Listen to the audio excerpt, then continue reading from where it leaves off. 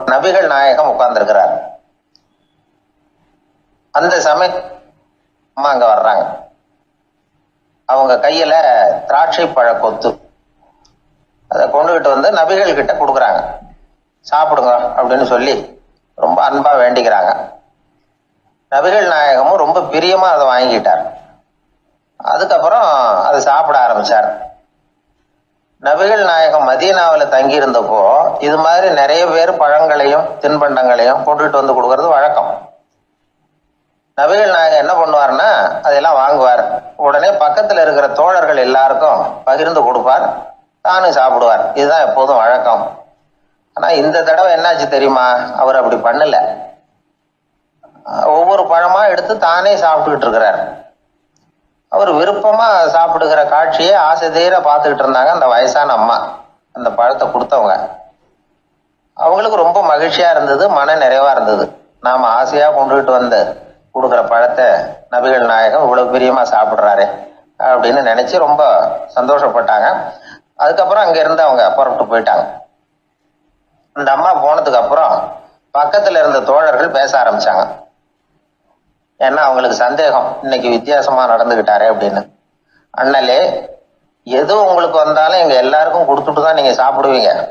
இன்னைக்கு மட்டும் நீங்க அப்படி செய்யலையே, எல்லா பழத்தையும் நீங்களே சாப்பிட்டீங்களே, அதுக்கு என்ன காரணம் அப்படின்னு கேட்டாங்க.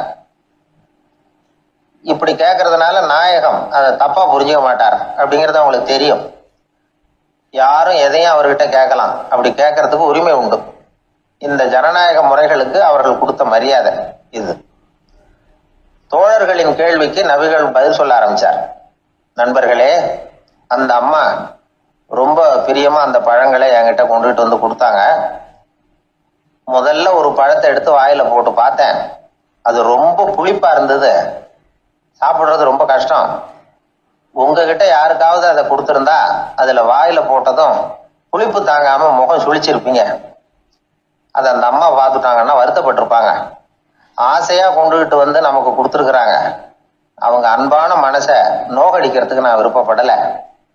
அதனால முகம் சுழிக்காம சாப்பிடணுமேங்கிறதுக்காகத்தான் அந்த பழங்கள் பூராவே நானே சாப்பிட்டுட்டேன் அப்படின்னு புன்முறுவலோட பதில் சொன்னாராம் நபிகள் நாயகம். இன்னொருத்தர் மனசு புண்படக்கூடாதுங்கிறதுக்காக புளிப்பையும் இனிப்பா ஏற்றுக்கொள்ளுகிற பண்பாடு இருக்கு பாருங்க, அது ஒரு பெரிய நாகரிகம். அது எல்லாருக்கும் சுலபமா வந்துடாது. நல்லா இருக்கிற பழத்தையே என்ன இவ்வளவு மோசமா இருக்குன்னு சொல்லுகிறவர்கள் தான் நம்ம கிட்ட அதிகம்.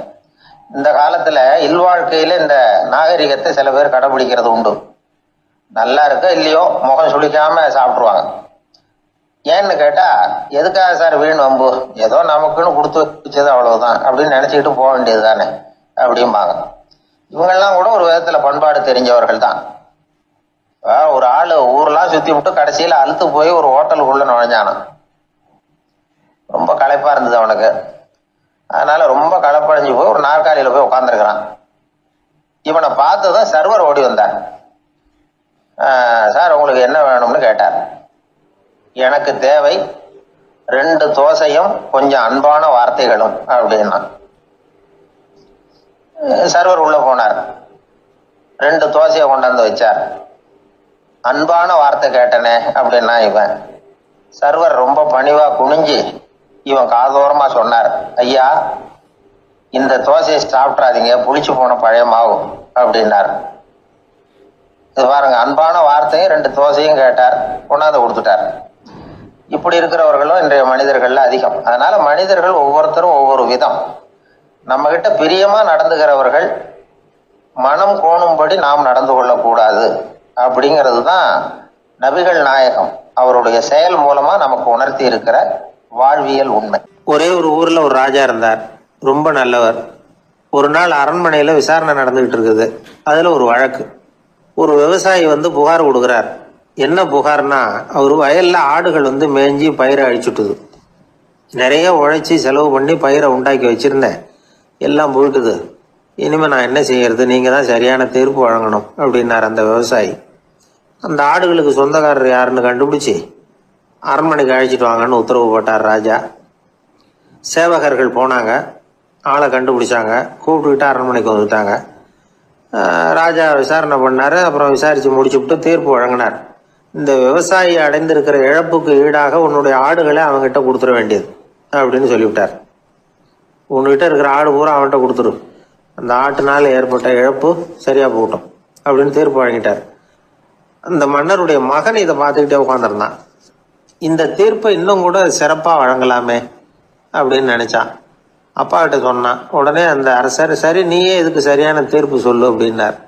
அந்த இளவரசன் தீர்ப்பு சொல்றான்.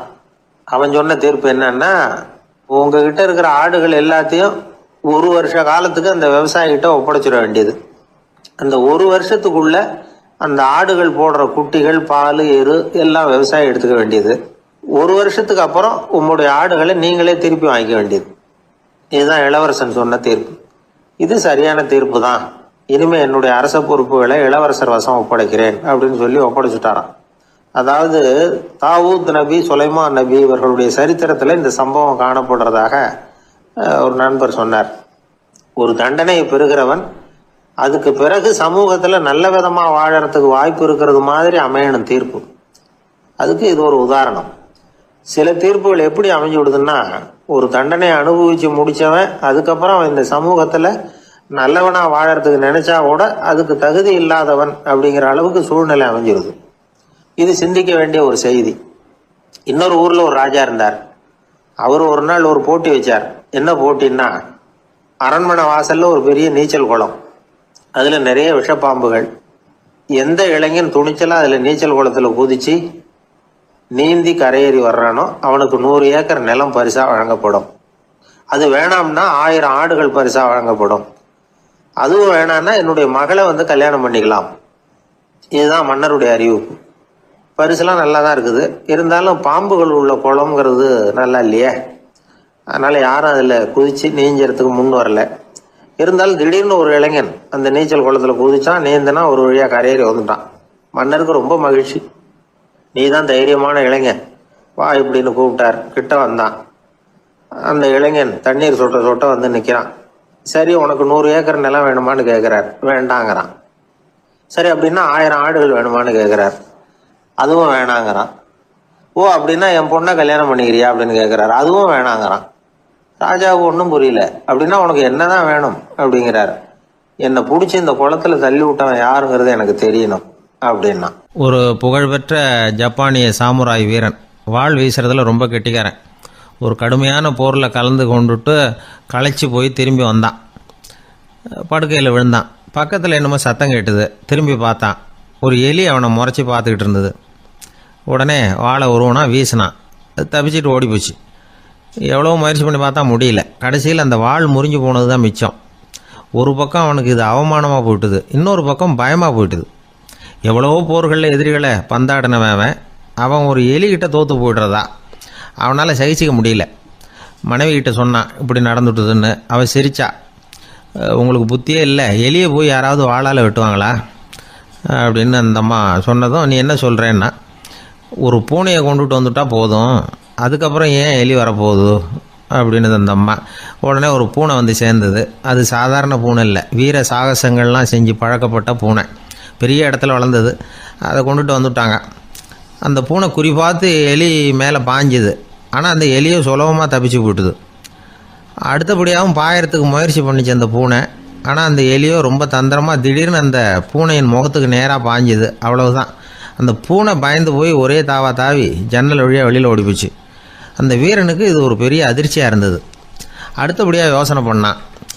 ராஜா வளர்த்துக்கிட்டு இருந்த அரண்மனை பூனையை ஒரு நாள் இரவலா கேட்டு வாங்கிட்டு வந்தான். ஊர் உலகம்லாம் பேர் வாங்கின பூனை இது. அந்த பூனையாலும் அந்த எலியை ஒன்றும் செய்ய முடியல. வீரனுக்கு ரொம்ப அதிர்ச்சி. அந்த அரண்மனை பூனைகிட்டையே போய் புலம்புனான். அரண்மனை பூனையே, நீயே தோற்று போயிட்டியே, இனிமேல் நான் என்ன செய்ய முடியும்னா. அந்த பூனை சிந்திச்சுது. அப்புறம் சொல்லிச்சு, இந்த காரியத்துக்கு இந்த மேல்மட்ட விவகாரம்லாம் சரிப்பட்டு வராது. சாதாரண வீட்டு பூனை கிடச்சிதுன்னா அதை கொண்டுகிட்டு வந்து விட்டுப்பார் அப்படின்னுது. சாதாரண பூனையால் என்ன செஞ்சிட முடியும்னா இவன் நம்பிக்கை இல்லாமல்.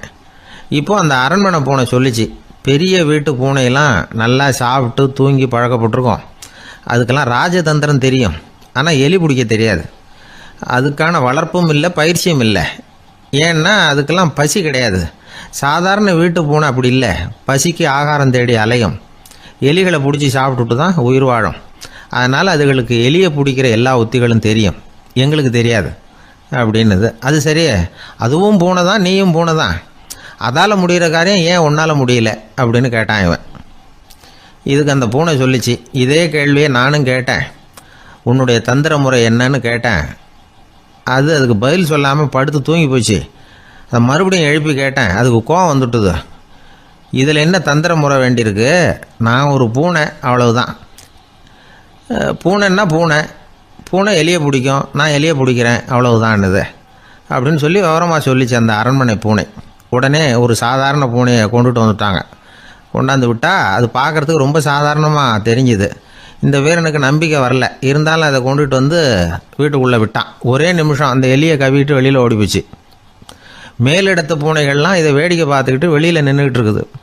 எல்லாரும் மெதுவாக அந்த பூனையை நெருங்கி, உங்ககிட்ட அப்படி என்ன தனிப்பட்ட திறமை, அதோட ரகசியம் என்னன்னு கேட்டாங்க. அந்த சாதாரண பூனை ரொம்ப சாதாரணமாக சொல்லிச்சான், அதெல்லாம் எனக்கு தெரியாது, நான் பூனை அவ்வளவுதான், நீங்களும் பூனையா இருங்க அப்படின்னு சொல்லிவிட்டு அந்த பூனை தன்னுடைய வாயில் கவிய எலியோடு அங்கேருந்து நடந்து போச்சு. இந்த கதையிலேருந்து நாம் புரிஞ்சிக்க வேண்டிய தத்துவம் என்னென்னா, நீயாக இரு, இதுதான் அந்த தத்துவம். நம்ம ஒவ்வொருத்தருக்கு உள்ளேயும் ஒரு தனித்தன்மை இருக்குது. இதை அவங்கவுங்க புரிஞ்சுக்கிட்டு உண்மை இயல்பு புரிஞ்சுக்கணும். நம்முடைய இயல்பு என்னங்கிறது நமக்கு தெரியணும், அதை கண்டுபிடிக்கிறது தான் உண்மையான கலை. ஒரு பெரிய மனுஷன் வாயை அகலமாக திறந்து வச்சுட்டு தூங்கிட்டு இருந்தான். உடனே ஒரு எலி உள்ளே பூந்துட்டு தான். வீட்டு வேலையாள் டாக்டருக்கு ஃபோன் பண்ணான், எங்கள் முதலாளி வாய்க்குள்ளே ஒரு எலி பூந்துட்டுது டாக்டர் அப்படின்னா. நான் உடனே புறப்பட்டு வரேன், அதுக்கு முன்னாடி நீ ஒரு ரொட்டி துண்டை எடுத்து ஒரு வாய்க்கு முன்னாடி காட்டு, உள்ளே போன எலி வெளியில் வந்துடும்னார் டாக்டர். சரின்னு சொல்லிவிட்டான். கொஞ்ச நேரத்தில் டாக்டர் அங்கே போய் சேர்ந்தார். அப்போ வேலைக்காரன் ஒரு பெரிய மீனை அவர் வாய்க்கு நேராக இப்படியும் இப்படியும் ஆட்டிக்கிட்டு இருந்தான். நான் ரொட்டி துண்டை தானே காட்ட சொன்னேன்னார் டாக்டர். அவன் சொன்னான், எலியை வெளியில் கொண்டுட்டு வர்றதுக்கு ரொட்டி துண்டை காட்ட சொன்னீங்க டாக்டர், அதுக்கப்புறம் அந்த எலியை துரத்திக்கிட்டு ஒரு பூனை உள்ளே போயிருக்கு, அதுக்காக தான் இந்த மீனை காட்டிகிட்டு இருக்கேன் நானா. இது எதுக்குன்னா, இப்படி வேடிக்கையாக சொல்கிறது, பூனை பூனையாக இருக்க வேண்டும், எலி எலியாக இருக்க வேண்டும், மனுஷன் மனுஷனாக இருக்க வேண்டும் அப்படிங்கிறத புரிஞ்சுக்கிறது. நாமாக இருக்கிற வரை வெற்றி நிச்சயம். உழைப்பும் நேர்மையும் உயர்வதற்கு வழிகள். அதை விட்டுட்டு உட்கார்ந்த இடத்துல இருந்துகிட்டே உயர போகணும் அப்படின்னு ஆசை கற்பனை பண்றாங்க. அந்த கற்பனையிலேயே பாதி வாழ்க்கை ஓடி போடுது.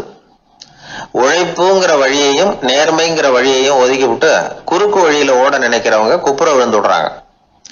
எந்த தொழிலை நாம செய்தாலும் சரி, அந்த தொழிலுக்குரிய பெருமையை நாம புரிஞ்சுக்கிட்டு அதுல ஈடுபடணும். அப்படி இல்லாம, என்ன சார் பொழப்புது, இந்த தொழிலை மனுஷன் செய்வானா அப்படி புலம்பிக்கிட்டு இந்த தொழிலையே செஞ்சுக்கிட்டு இருக்கிறவங்க நம்மள பல பேர் உண்டு. செய்யும் தொழிலே தெய்வம் அப்படின்னு சொல்றாங்கல்ல, அப்படி சொல்றது எதுக்காக? அந்த அளவுக்கு அதுல ஒரு ஈடுபாடு வேணுங்கிறதுக்காகத்தான். ஒரு பெரிய மலைப்பகுதி, அந்த மலை அடிவாரத்துல ஒரு சிற்பி உட்காந்து ஒரு சிலையை வடிச்சுக்கிட்டு இருக்கிறான். கையில ஒரு சின்ன உளிய வச்சுக்கிட்டு ஒரு பெரிய கருங்கல் பாறையை கொஞ்சம் கொஞ்சமா உடைச்சுக்கிட்டு இருக்கான். ஒரு சிற்பத்தை வடிக்கிறதுங்கிறது அவ்வளவு உன்னதமான ஒரு தொழிலா? எல்லாராலையும் முடியுமா அது? அப்படி இருந்தும் அந்த சிற்பிக்கு மன நிறைவில்லை. அவன் நினைக்கிறான், இந்த கடுமையான வெயில்ல உட்கார்ந்து வேலை செய்யறது எவ்வளவு கஷ்டம். நாம ஒரு சிற்பியா இருக்கிறதுனால தானே சூரியன் கடுமையான வெப்ப கதிர்களை நம்ம மேல வீசுறான். நாமளே அந்த சூரியனா இருந்துட்டா இந்த கஷ்டம் இருக்காதே. நம்மளை கஷ்டப்படுத்துறவன் நம்மளை விட வலிமை உள்ளவன், அதனால நாம அவனா மாறி விடுறதுதான் நல்லது அப்படின்னு அந்த சிற்பி யோசனை பண்ணான். அவன் எண்ணம் உடனே நிறைவேறிட்டுது. இயற்கைங்கிற மாபெரும் சக்தி அவனை ஒரு சூரியனா மாத்தி விட்டது. சிற்பி இப்போ ஒரு சூரியனா மாறினான். இனிமே இந்த உலகத்துல நம்மளை விட வலிமை உள்ளவன் வேற யாரும் கிடையாது அப்படின்னு நினைக்க ஆரம்பிச்சுட்டான். அவனுக்கு மகிழ்ச்சியா இருந்தது. அந்த மகிழ்ச்சி அதிக நேரம் நீடிக்கல.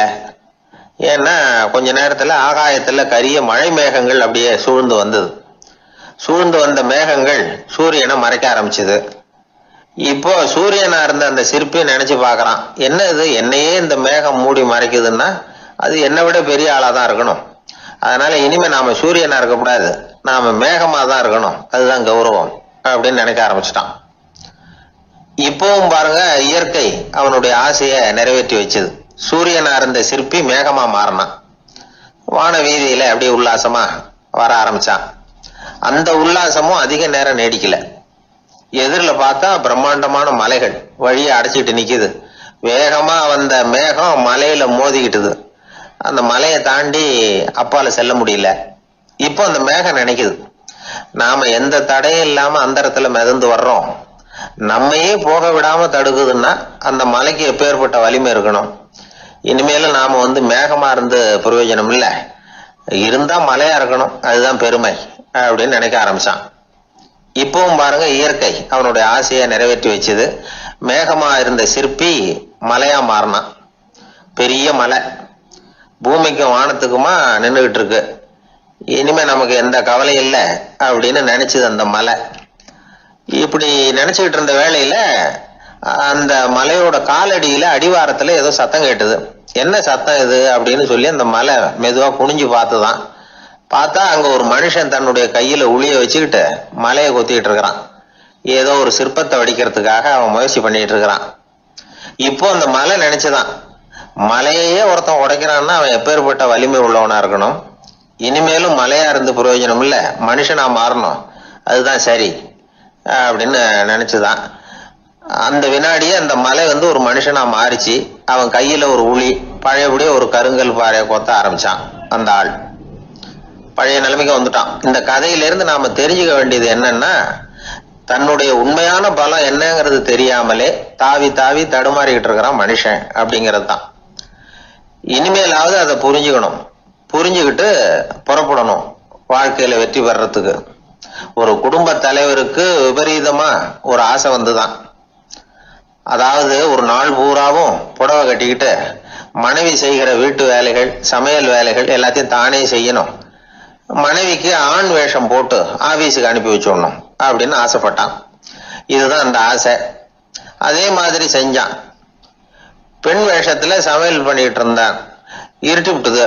இந்த சமயத்துல வாசல் கதவு தட்டப்படுற சத்தம் கேட்டுது. ஓடி போய் திறந்தான். பக்கத்து வீட்டு அம்மா கிடுகிடுன்னு உள்ள வந்துட்டாங்க, காப்பி பொடியோ ஏதோ வாங்கறதுக்கு. இவன் பயந்து போய், கமலாம்மா, நான் சுசீலா இல்ல, சுசீலாவோட புருஷன், பெண் வேஷத்துல இருக்கிறேன், சும்மா ஒரு சேஞ்சுக்காக அப்படின்னா.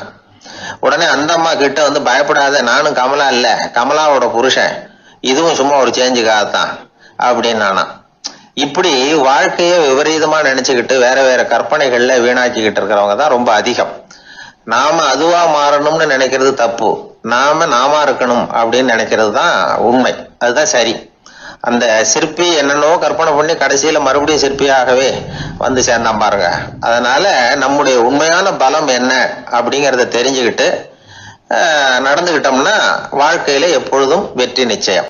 அன்பா இருக்கணும்னு அநேக பெரியவங்க சொல்லி இருக்கிறாங்க. நாமளும் அதை கேட்டுட்டு அன்பு காட்டுறதுக்கு தயாரா தான் இருக்கிறோம். அதை வாங்கறதுக்கு தான் ஆளை காணும். இருந்தாலும் அன்புல எத்தனையோ வகை உண்டு. அதை சரியா புரிஞ்சுக்கிட்டு அதுக்கப்புறம் அன்பு காட்ட ஆரம்பிக்கணும். வகையை புரிஞ்சுக்காம அன்பு காட்டினா வம்புல மாட்டிக்க வேண்டியதுதான். அன்புன்னா சாதாரணமா நினைச்சு விடாதீங்க. அதுல எவ்வளவு விதம் தெரியுமா? இரக்கம், கருணை, காருண்யம், பந்துத்துவம், பட்சம், பாசம், நேசம், விசுவாசம், அபிமானம், காதல், பக்தி, இப்படி பல விதமா அதை பத்தி சொல்லி வச்சிருக்கிறாங்க பெரியவங்க. இந்த வார்த்தைகள் எல்லாம் நாம கேள்விப்பட்டதுதான். இருந்தாலும் அதுகளுக்குள்ள என்ன வித்தியாசம்னு கேட்டா சரியா சொல்ல தெரியாது. அதனால இந்த வார்த்தைகளுக்கெல்லாம் பெரியவங்க என்ன விளக்கம் சொல்றாங்கன்னு இப்ப பார்க்கலாம். எளியவர்கள் மேல செலுத்துற அன்பு இருக்கு பாருங்க, அதுக்கு இரக்கம்னு பேரு. அறிவு பலம், சரீர பலம், இது ரெண்டும் இல்லாதவங்க மேல, அதாவது வலிமையற்றவர்கள் மேல செலுத்துற அன்பு இருக்கு பாருங்க, அதுதான் கருணை. எறும்புல இருந்து யானை வரைக்கும் சகல ஜீவராசிகள் மேலேயும் காட்டுற அன்புக்கு காருண்யம்னு பேரு, ஜீவகாருண்யம். சிவி சக்கரவர்த்தி காட்டின அன்பு இந்த ரகம். உறவினர்கள், சொந்தக்காரங்க, அவங்க வசதியா இருந்தாலும் வறுமையில இருந்தாலும் வித்தியாசம் இல்லாம காட்டுற அன்பு இருக்கு பாருங்க, அதுக்கு பேரு பந்துத்துவம். ஒரு எஜமானன் வேலையாள்கிட்ட காட்டுற அன்பு இருக்கு பாருங்க, அதுக்கு பேரு தான் பட்சம். அவனும் தன்னை மாதிரி மனுஷன்தாங்கிற நினைப்பு வேணும். ஒரு தாய் தன்னுடைய குழந்தை மேல, ஒரு குழந்தை தன்னுடைய தாய் மேல செலுத்துற அன்புக்கு பாசம்னு பேரு. ஈருடல் ஓர் உயிர்னு நினைக்கிறது இது. ராமரும் கௌசலையும் இதுக்கு உதாரணம். தம்மை ஒத்த நண்பர்கள் கிட்ட செலுத்துற அன்புக்கு நேசம்னு பேரு. வயசு, செல்வம், அந்தஸ்து, இந்த வித்தியாசமெல்லாம் பார்க்காம அவங்க சுக துக்கத்துல சமபங்கு எடுத்துக்கிறது இது. கிருஷ்ணன் குசேலர்கிட்ட காட்டினது இந்த ரகம். வேலை செய்யறவன் முதலாளி கிட்ட காட்டுற அன்புக்கு விசுவாசம்னு பேரு. தேசத்து மேலையும் தாய்மொழி பேர்லையும் செலுத்துற அன்புக்கு அபிமானம்னு பேரு. தேசாபிமானம்னு சொல்றமே இதுதான். ஒரு கணவன் மனைவி பேர்ல காட்டுற அன்புக்கு காதல்னு பேரு, கடவுள் பேர்ல செலுத்துற அன்புக்கு பக்தின்னு பேரு. இப்படி அன்புல பல ரகம் இருக்கிறப்போ அதுல உள்ள வித்தியாசம் தெரியாம இடம் மாத்தி அன்பு காட்டினா இடைஞ்சல் தான். சரி, இந்த அன்பை பத்தி விஞ்ஞானம் என்ன சொல்லுது தெரியுமா? இதயத்தை பாதுகாக்கிறதுக்கு முக்கியமா தேவைப்படுற ஒண்ணு இந்த அன்புதான்னு சொல்லுது. நெதர்லாந்து விஞ்ஞானிகள் இதை ஆராய்ச்சி பண்ணியே கண்டுபிடிச்சிருக்கிறாங்க. கொஞ்சம் முயல் குட்டிகளை 2 பிரிவா பிரிச்சாங்க. 2 குரூப்புக்கும் கொழுப்பு அதிகமா உள்ள ஆகாரத்தையே கொடுத்துட்டு வந்தாங்க. ஆனா ஒரு குரூப்புக்கு வெறுமன ஆகாரத்தை கொடுத்ததோட சரி, இன்னொரு குரூப் முயல்களுக்கு ஆகாரம் கொடுத்ததோட நிறுத்திக்கல. அதுக்கு முன்னாடி கூண்டுகளை திறந்து விட்டு முயல்களை கொஞ்ச நேரம் எடுத்து கொஞ்சி விட்டு அதுக்கப்புறமா ஆகாரம் கொடுத்தாராம் ஆராய்ச்சியாளர். இந்த குரூப்புக்கு இதய பாதிப்பு 60% குறைச்சலா இருந்துதான். சில நோயாளிகளுக்கு ஹார்ட் அட்டாக் வந்தாலும் அதை தாங்கிக்கிட்டு குணமாகிற சக்தி அதிகமா இருக்குது. இது எப்படின்னு ஆராய்ச்சி பண்ணி பார்த்துருக்குறாங்க. அவங்கெல்லாம் மனைவி தன் பேர்ல ரொம்ப அன்பா இருக்கிறதாக நினைக்கிறவங்களா இருக்கிறாங்களாம். இதய நோயாளிகள் பல பேரை சந்திச்சு இதய நோய் ஏற்பட என்ன காரணம்னு கேட்டிருக்கிறாங்க. அவங்க சொன்ன காரணம்லாம் சாப்பாடு சம்பந்தமா இல்லையா, மனைவி அன்பா இல்ல, இப்படிப்பட்ட காரணத்தை தான் சொல்றாங்களாம். அதனால இதயத்தை பாதுகாக்கணும்னு நினைக்கிறவங்க அடுத்தவங்க அன்பா இருக்கிறது மாதிரி பார்த்துக்குங்க, அதுதான் முக்கியம். ஒருத்தர் முகம் பூரா பிளாஸ்டரி போட்டுக்கிட்டு வந்தார். ரொம்ப கோபமா, என்னங்க ஆச்சுன்னு விசாரிச்சேன். எல்லாம் உங்களால தான் சார்னார். விவரமா சொல்லுங்களேன். என்ன? உங்க தகவலை கேட்டுட்டு ஒரு பூனைக்குட்டியை கையில எடுத்தேன், அன்பா அதை தடவி கொடுக்கறதுக்காக. ஆனா அது முந்திக்கிட்டது, அது என் முகத்தை தடவி கொடுத்துட்டுது. முகம் பூரா நகை கீறல், அதுதான் இப்படி அப்படின்னார். அன்புல அறிவு சேராததுனால வந்த கோளாறு இது. ஒரு கோவில்ல ஆன்மீக சொற்பொழிவு நடந்துகிட்டு இருக்குது. ஒரு பெரியவர் பேசிக்கிட்டு இருக்கார். கடவுளை பத்தியும் சொர்க்கத்தை பத்தியும் மனுஷனை பத்தியும் அவர் விவரமா பேசுறார். எல்லாரும் உட்காந்து கேட்கறாங்க. அந்த கூட்டத்துல ஒரு தத்துவ ஞானியும் உட்கார்ந்துருக்கிறார். அவரு அவருடைய நண்பர். பேசி முடிச்சதும் அந்த பெரியவர் மேடையை விட்டு இறங்கினார். நேரா அந்த தத்துவ ஞானி கிட்ட வந்தார். எப்படி இருந்தது என்னுடைய பேச்சு அப்படின்னு கேட்டார். நீங்க பேசினது ஒண்ணுக்கு ஒண்ணு முரண்பாடா தெரிஞ்சது அப்படின்னாராம் இவரு. நான் என்ன அப்படி தப்பா பேசிவிட்டேன் அப்படின்னாராம் அவரு. கடவுளை நம்புகிறவன் சொர்க்கத்துக்கு போவான்னு சொன்னீங்க, அப்புறம் நல்ல விதமா வாழறவன் சொர்க்கத்துக்கு போவான்னு சொன்னீங்க அப்படின்னாராம். இதுல என்ன முரண்பாடுன்னு கேட்டிருக்காரு அவர்.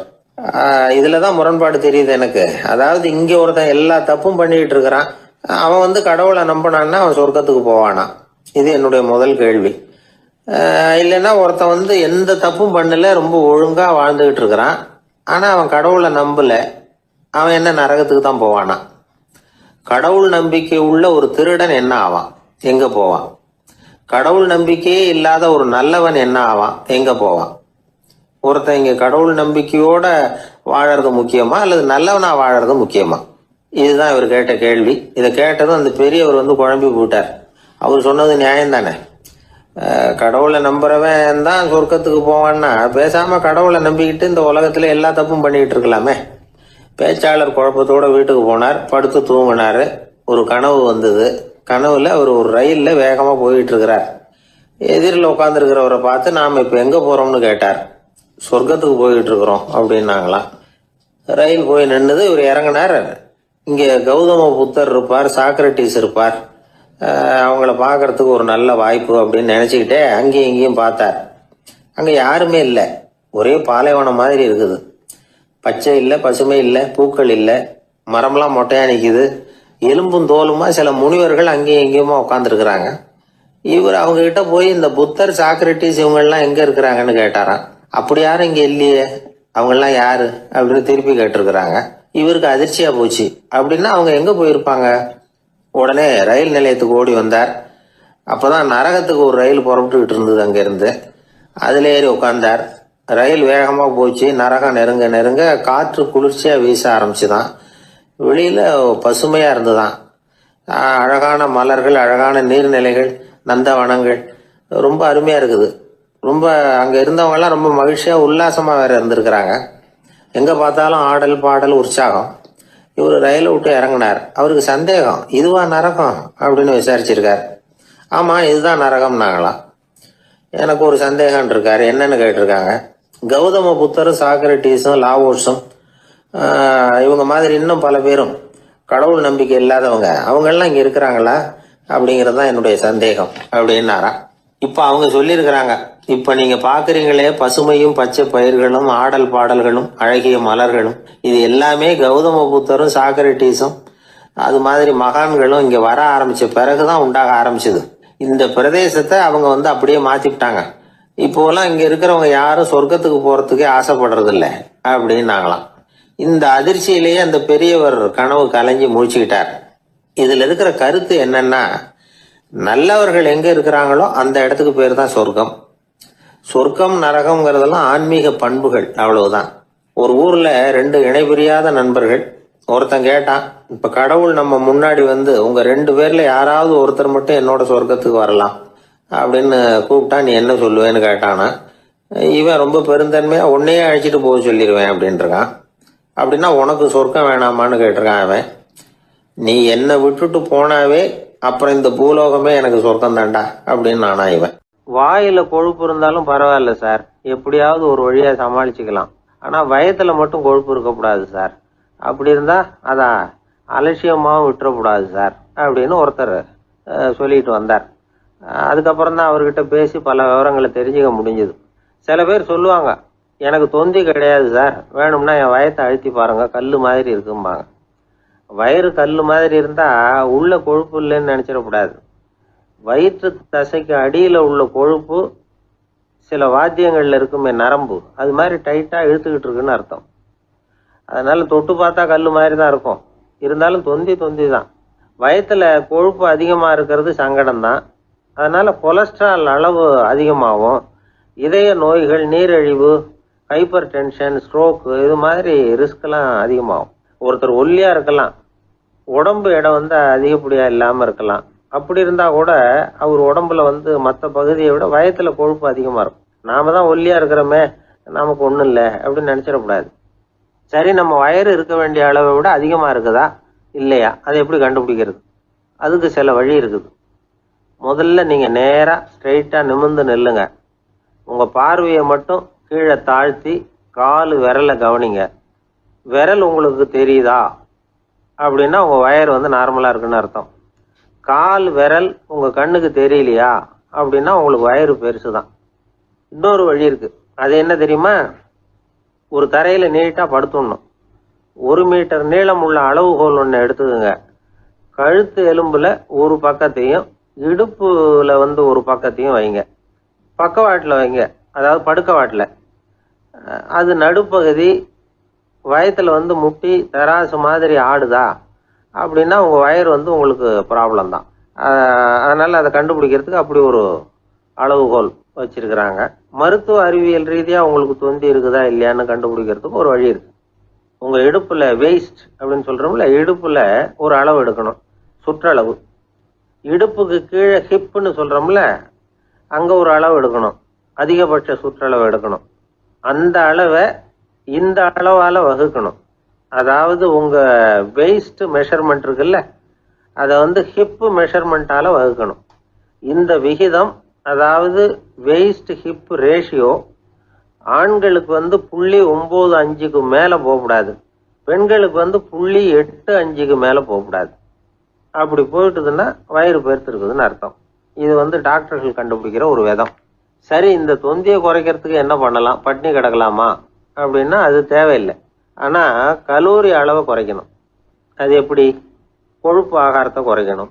இப்போ கார்போஹைட்ரேட்டு, புரோட்டீன்லாம் இருக்குது இல்லை, அதெல்லாம் ஒரு கிராமுக்கு சுமாரா 4 கலோரி கொடுக்கும். ஆனா கொழுப்பு 1 கிராமுக்கு 9 கலோரி கொடுக்கும். அதனால ஒரே அளவுள்ள ஆகாரங்கள்ல கூட கலோரி வித்தியாசம் இருக்குது. கலோரி அளவு குறைச்சலா கொடுக்கக்கூடிய ஆகாரம் சாப்பிடணும். தொந்தியை குறைக்கிறதுக்கு கடுமையான உடற்பயிற்சி தேவையா அப்படின்னு கேட்டா அதுவும் தேவையில்லையா. ஆகாரத்துல கொழுப்பை குறைச்சாவே போதும், மற்ற ஆகாரம் செரிக்கிறதுக்கு லேசான உடற்பயிற்சியே போதும். வயத்தை குறைக்கிறேன்னு சொல்லி சில பேர் உட்காந்து எழுந்திருப்பாங்க, அதுவும் தேவையில்லையா. அப்படிலாம் பண்ணி உங்களை கஷ்டப்படுத்திக்க வேண்டியதில்லை. வயத்தை குறைக்கிறதுக்கு அதெல்லாம் உதவுறது இல்லை அப்படின்னு அது சம்பந்தமான நிபுணர்கள் சொல்றாங்க. இப்ப இது சம்பந்தமா 1984 ஒரு சோதனையே பண்ணி பார்த்துருக்குறாங்க. ஒரு நாளைக்கு 185 தடவை உட்காந்து எழுந்திருக்கிறது. இது மாதிரி 27 நாள் பயிற்சி பண்ணிவிட்டு பார்த்தாங்களாம். வயிற்று கொழுப்புல எந்த மாறுதலும் இல்லையா. அதனால் உட்காந்து எழுந்திருக்கிற வேலையெல்லாம் தேவையில்லை.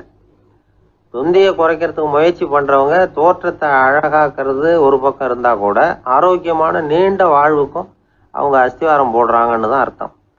ஒருத்தர் வந்தார், சார் எனக்கு தொந்தி இருக்கா இல்லையான்னு கண்டுபிடிக்கிறது கஷ்டமாக இருக்குதுன்னார்.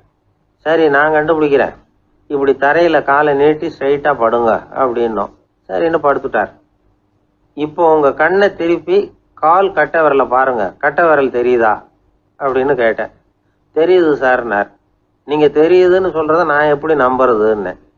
அதோ தெரிகிற அந்த கட்டை விரல் நுனியில் ஒரு ஈ கூட உட்காந்துருக்குது பாருங்க சார் அப்படின்னார்.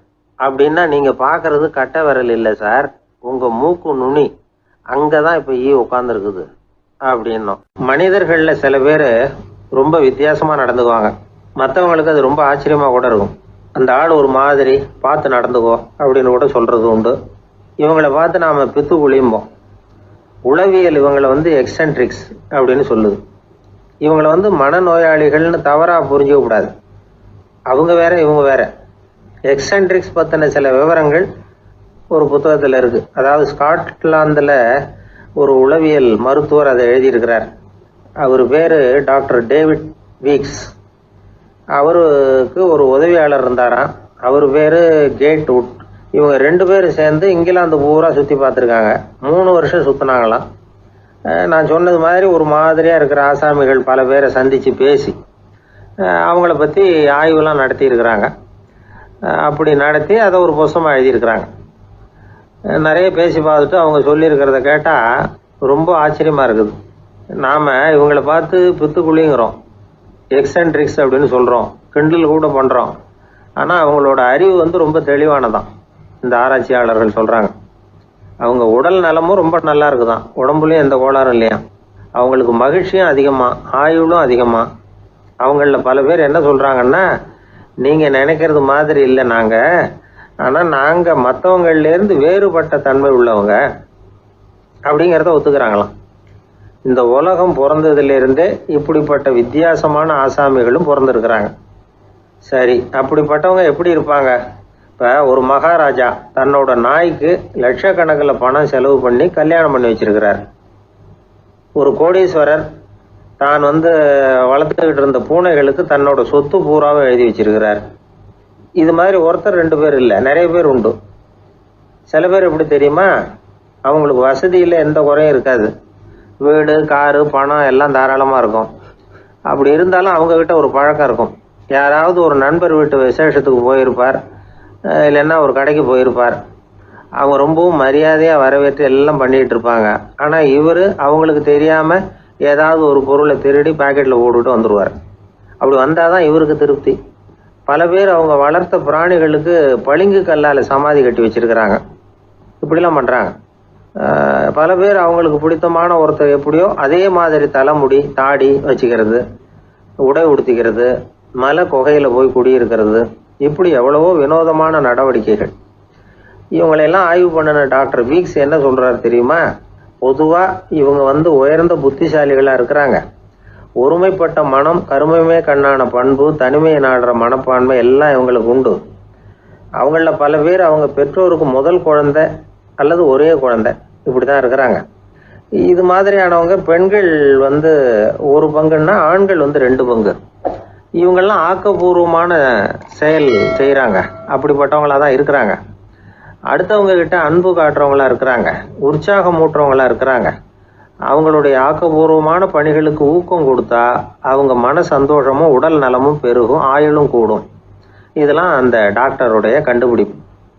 பித்துக்குழித்தனத்துக்கும் மனநோய்க்கும் வித்தியாசம் உண்டுங்கிறத சொல்கிறது தான் இந்த தகவல். அதனால் 2ம் ஒன்றுன்னு நினச்சிடக்கூடாது. ஒரு நண்பன் ஒருத்தனை பற்றி சொல்கிறோம். அவன் எந்த வகைன்னு நீங்களே முடிவு பண்ணுங்களேன். அவன் ஒரு கல்யாண வீட்டுக்கு போய் சாப்பிட்டுட்டு வெளியில் வந்தோம். அவன் கூட வெளியில் வந்த உடனே ரொம்ப நேரமாக தன்னோட செருப்பை தேடிக்கிட்டு இருந்தான். என்னப்பா இன்னுமா உன் செருப்பு கிடைக்கல அப்படின்னு கேட்டோம். இல்லை என்னது முன்னாடியே கிடைச்சுட்டுது, அதை விட நல்லதா ஏதாவது கிடைக்குமான்னு பார்க்குறேன் அப்படின்னா அவன். ஒரு அரசன், அவனுக்கு வயசாயிட்டுது. அதனாலேயே இந்த கவலை, பயம் எல்லாமும் அதிகமாயிட்டுது. மரண பயம். ராத்திரியில் சரியாக தூங்க முடியல. இப்படி ஆயிட்டுது நிலைமை. அந்த அரசன் ஏற்கனவே எப்படின்னா போர்க்களங்களில் எத்தனையோ பேரை ஓட ஓட விரட்டி இருக்கிறான். இருந்தாலும் இப்போ அந்த துணிச்சல்லாம் எங்கேயோ போயிட்டுது.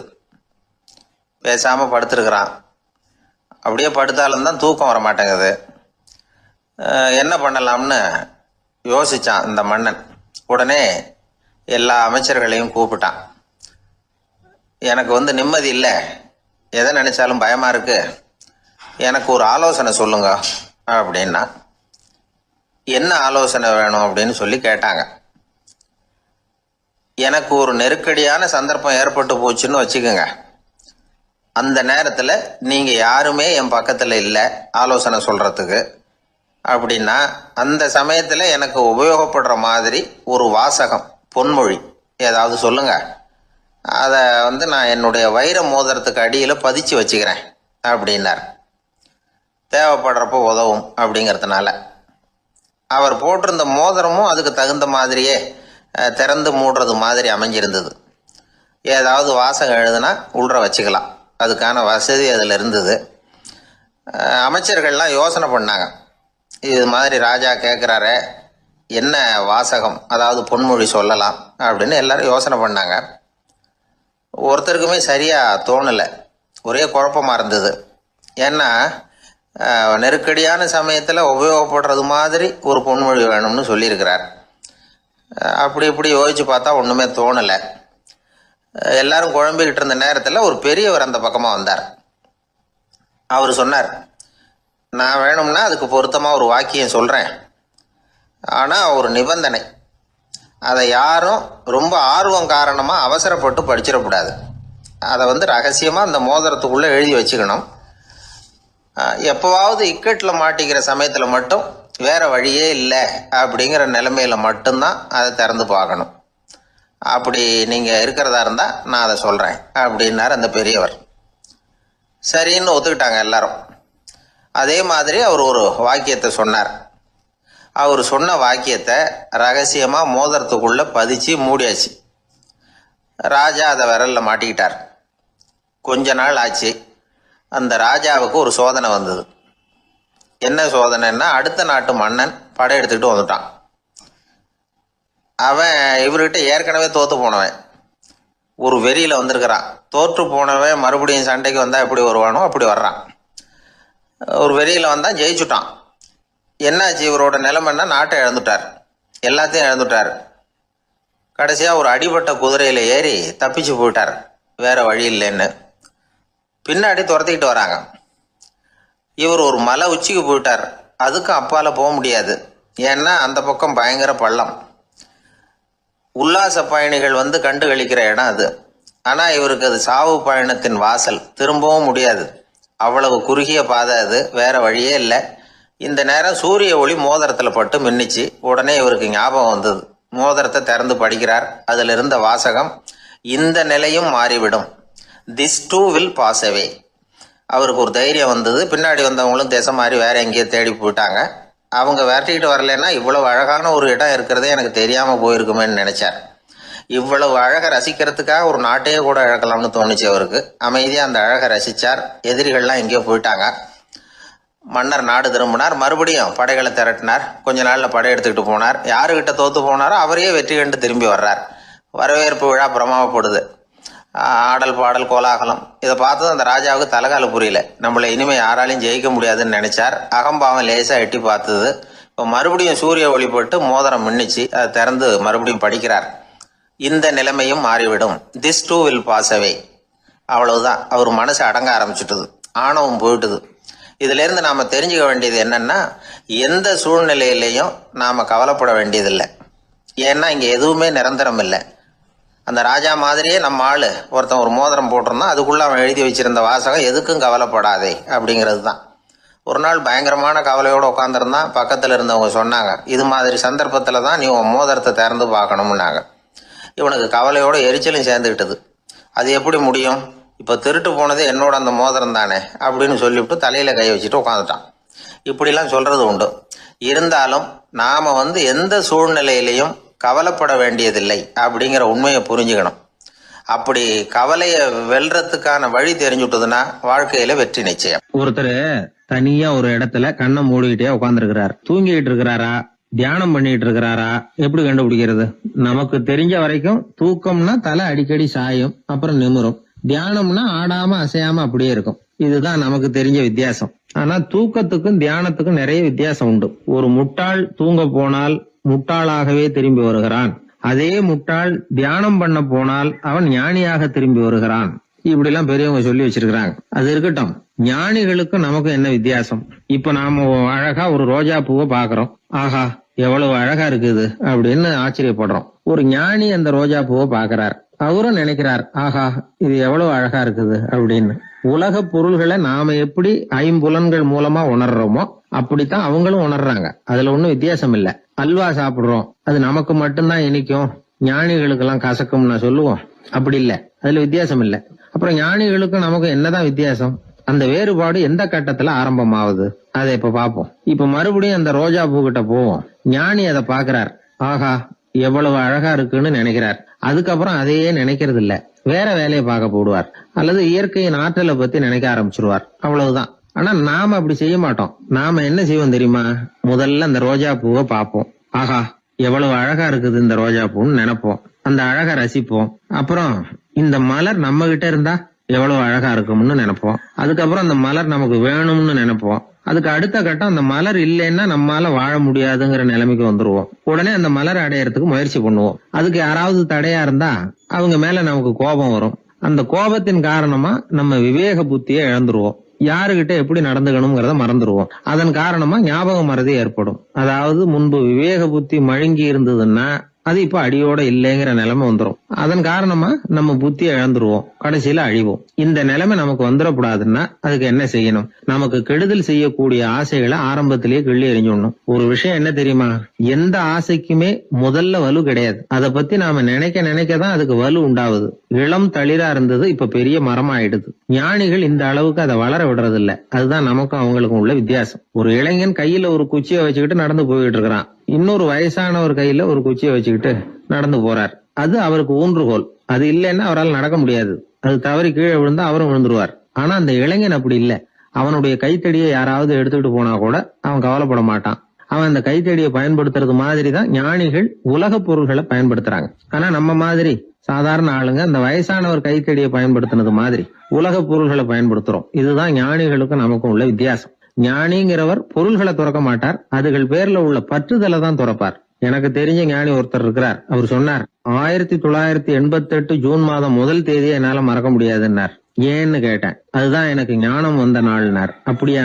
ஆமா, அன்னைக்குதான் எனக்கு கல்யாணம் ஆச்சு, என் மனைவி பேரு ஞானம் அப்படின்னார். அதனால ஞானம் ஒவ்வொருத்தருக்கும் ஒவ்வொரு மாதிரி வரும். அதனால நாம ஞானிகளுடைய வாழ்க்கையை பார்த்து அவர்களை நெருங்க முடியுமான்னு பார்க்கணும். அந்த முயற்சி நமக்கு தேவை. அந்த வகையில நம்ம வாழ்க்கையை அமைத்து கொண்டால் வாழ்க்கையில படிப்படியா முன்னேறலாம், படிப்படியா வாழ்க்கையை அனுபவிக்க முடியும். ஒரு ராஜா இருந்தார். அவருக்கு என்ன பொழுதுபோக்கு தெரியுமா?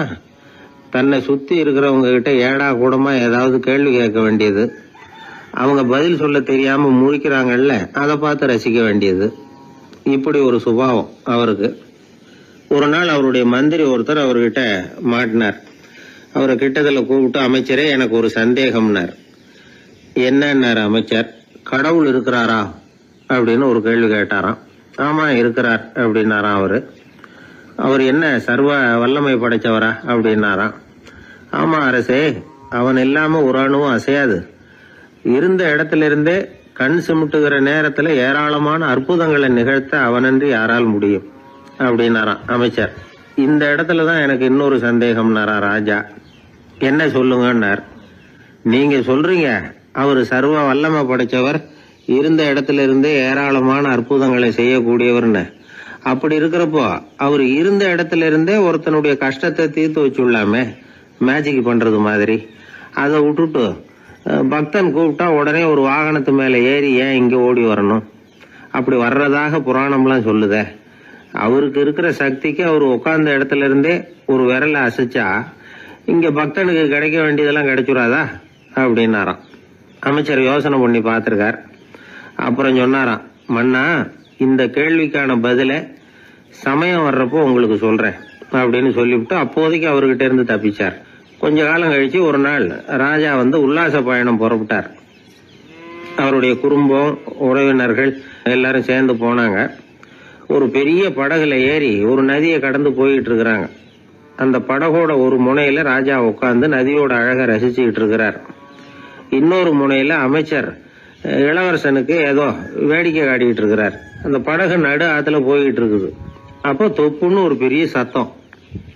அரசே, நம்ம இளவரசர் ஆத்துல விழுந்துட்டார் அப்படின்னு அலறினார் அமைச்சர். அவ்வளவுதான். உடனே ராஜா குபீர்னு ஆத்துல பாஞ்சார். மகனை தேட ஆரம்பிச்சுட்டார். அங்கேயும் இங்கேயும் கொஞ்ச நேரம் அல்லாடினாரு. மகனை காணல. அதுக்கப்புறம் மந்திரியும் ஆத்துல குதிச்சு ராஜா கிட்ட வந்தார். அரசே, இளவரசர் படகுல பத்திரமா தான் இருக்கிறார்.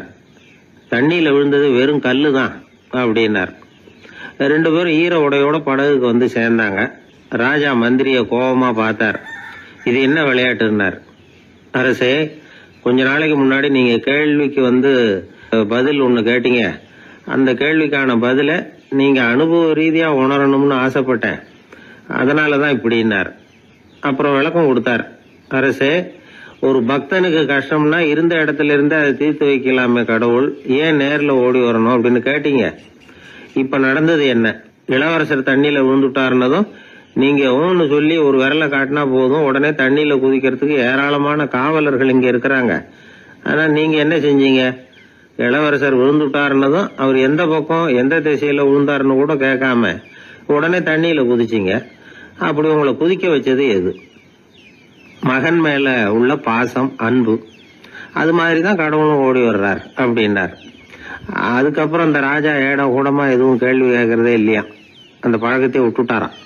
அதனால இந்த தகவலை கேட்டு உடனே நீங்களும் கடவுளே கொஞ்சம் இப்படி வந்துட்டு போ அப்படின்னு கூப்பிட்டு அவர் வர்றாரா அப்படின்னு ஆகாயத்தை பார்த்துக்கிட்டு நிக்கக்கூடாது. இந்த கதையோட கருத்து என்னன்னா, அன்பிற்கும் உண்டோ அடைக்கும் தாழ் அப்படிங்கிறது தான். அன்பு வலிமையானது அப்படிங்கறத புரிஞ்சுக்கிட்டா போதும். உங்களுக்கு ஒரு கல்யாண பத்திரிகை வருது, அதுக்கு நீங்க வாழ்த்து செய்தி அனுப்புறதுக்கும் நேர்ல போறதுக்கும் வித்தியாசம் இருக்குது இல்ல. அன்னைக்கு ஒருத்தன் அப்படிதான் வந்தான். கையில ஒரு கல்யாண பத்திரிகை வச்சிருந்தான். சார், இந்த கல்யாணம் கல்கத்தாவில் நடக்குது, ரொம்ப தூரம் தான், இருந்தாலும் நான் நேர்ல போய் கலந்துக்க போறேன்னா. மாப்பிள்ளை அவ்வளவு நெருக்கமானவரான்னு.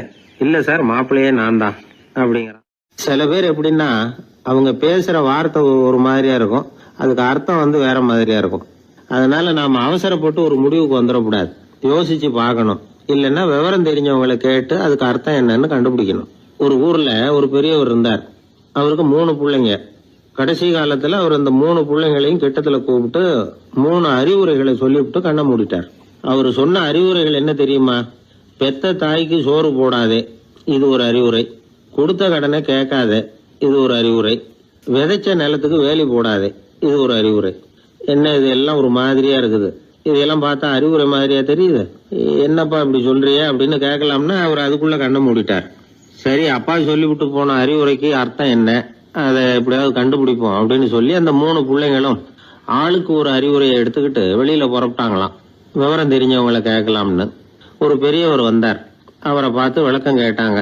ஐயா, கொஞ்சம் நெல்லுங்க, எங்க அப்பா சாகர சமயத்துல பெத்த தாய்க்கு சோறு போடாதேன்னு சொல்லிவிட்டு போனார், அப்படின்னா என்ன அர்த்தம் அப்படின்னு கேட்டாங்க.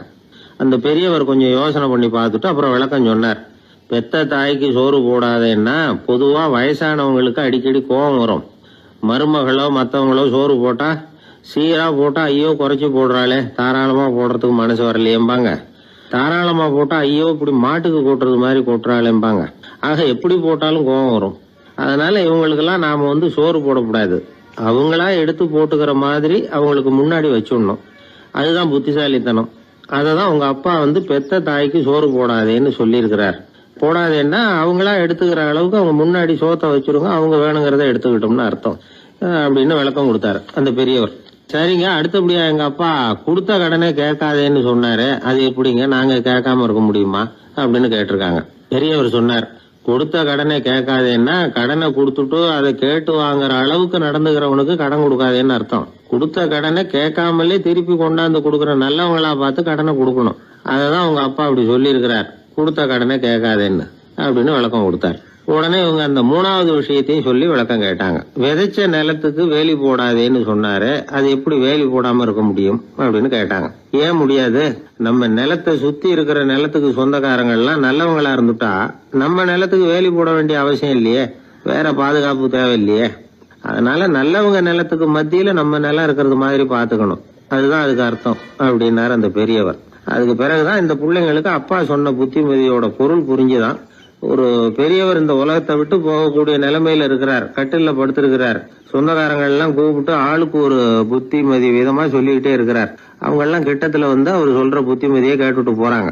கடைசியா அவரோட மனைவி கிட்டத்துல வந்தாங்களாம். எனக்கு என்ன புத்திமதி சொல்லிட்டு போறீங்க அப்படின்னு கேட்டிருக்காங்க. உனக்கு எதுவும் புத்திமதி சொல்ல வேணாம்னு நினைக்கிறேன்னாராம் அவரு. ஏன்னு கேட்டாங்களாம் இவங்க. இதுவரைக்கும் நான் சொன்ன எந்த புத்திமதியை நீ ஒழுங்கா கேட்டிருக்கிற அப்படின்னு சொன்னாராம். ஒருத்தர் வேகமா வந்தார், அவசரமா ஒரு செய்தித்தாள் வாங்கினார். அதை விட வேகமா அங்கேயே நின்றுட்டு அதை புரட்டினார். ஒரு நிமிஷம் என்னத்தையும் ஆர்வமா பார்த்தார். அதுக்கப்புறம் நிதானமா பேப்பரை மடிச்சு வச்சுக்கிட்டு அவசரம் இல்லாம நடந்து போனார். அவர்கிட்ட மெதுவா போய், அப்படி என்னத்த சார் அவ்வளவு ஆர்வமா பாத்தீங்க அப்படின்னு கேட்டோம். கடையில பேப்பர் வாங்கின உடனே முதல் காரியமா அதை பாத்துருவேன் சார் அப்படின்னார். ஏதேன்னு கேட்டோம். அதுதான் சார் ராசி பலன், அதை பார்த்தாதான் எனக்கு எல்லாமே சரியா ஓடும் அப்படின்னார். அது சரி சார், ராசி பலன்ல என்ன போட்டிருக்கு அப்படிங்கறத பாக்குறீங்க, சரி அதுல போட்டிருக்கிறது பிரகாரம் அன்னைக்கு சரியா நடக்குதா அப்படின்னு கேட்டோம். நடக்குதா இல்லையான்னு எல்லாம் சரி பார்த்துட்டு இருக்க மாட்டேன் சார், காலையில அதை பாக்கணும், அதுல ஒரு ஆவல், அவ்வளவுதான். கிட்டத்தட்ட எல்லாருமே இதே மாதிரி ஒரு ஆர்வத்துலதான் அதை பாத்துட்டு இருக்கிறாங்க. ராசி பலன் பாக்குற பழக்கம் தமிழர்கள் கிட்ட ரொம்ப அதிகமா இருக்குதுங்கிறாரு ஒரு பேராசிரியர். அவர் எழுதியிருந்த ஒரு ஆய்வு கட்டுரை ஒண்ணு சமீபத்துல படிச்சோம். ராசி பலன் போடாம வர்ற நாளிதழ்கள் இங்க வந்து ரொம்ப குறைச்சல், அது போட்டாதான் அதிகமா விற்பனை ஆகுது. அதனால அதுல நம்பிக்கை இல்லாதவங்க கூட அதை போட்டுக்கிட்டு இருக்கிறாங்க.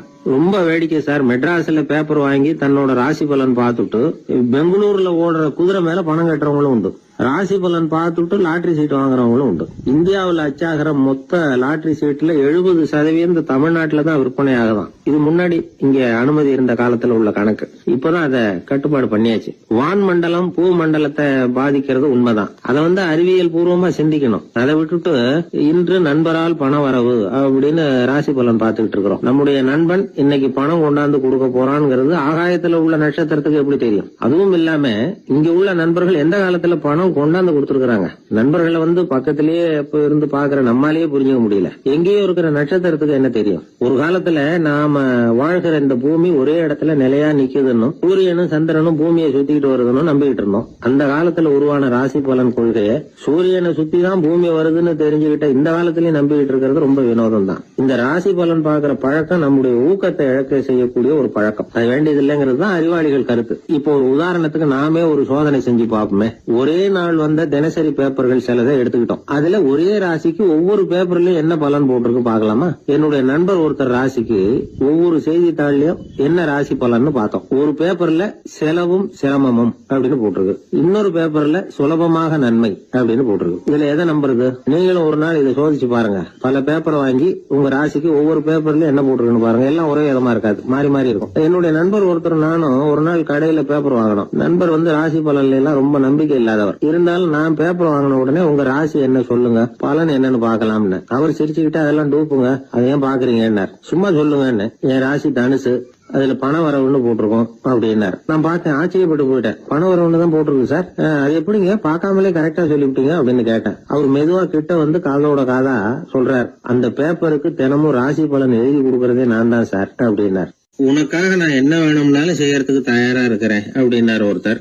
சரி, வேற ஒன்னும் வேணாம், ஒரு 10 ரூபா பணம் இருந்தா கைமாத்தா கொடு, நாளைக்கு தந்துடுறேன் அப்படின்னாரு இன்னொருத்தர். அவ்வளவுதான், நான் அவசரமா ஒரு ஆளை பார்க்க வேண்டியிருக்கு, அப்புறமா வந்து உன்னை பாக்குறேன் அப்படின்னு சொல்லிவிட்டு அந்த ஆள் நழுவி போயிட்டார். இதுதான் இன்னைக்கு உலக நிலவரம். ஆனா ஒருத்தர் மேல உண்மையாவே அன்பு செலுத்துறது அப்படிங்கறது ரொம்ப பெரிய விஷயம். பக்தி செலுத்துறதுங்கிறது அதை விட பெரிய விஷயம்.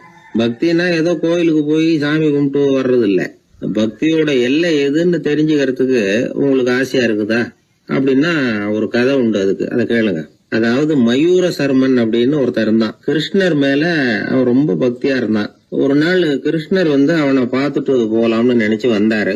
கிருஷ்ணரை பார்த்த உடனே அவனுக்கு ரொம்ப மகிழ்ச்சி இருக்காது அப்படின்னு. ஏன்னா வழக்கமா பக்தர்கள் தானே பகவான் கிட்ட ஏதாவது கேட்கறது வழக்கம். இங்க வந்து பகவான் வந்து பக்தனை பார்த்து கேட்க ஆரம்பிச்சுட்டாரு. இத பாருப்பா, உன்கிட்ட நான் ஒண்ணு கேட்பேன், கொடுப்பியா அப்படின்னார். பக்தன் மாட்டேன் நான் சொல்லுவான், நீங்க என்ன கேட்டாலும் அதை கொடுக்கறதுக்கு நான் சித்தமா இருக்கிறேன் அப்படின்னா மயூர சர்மன்.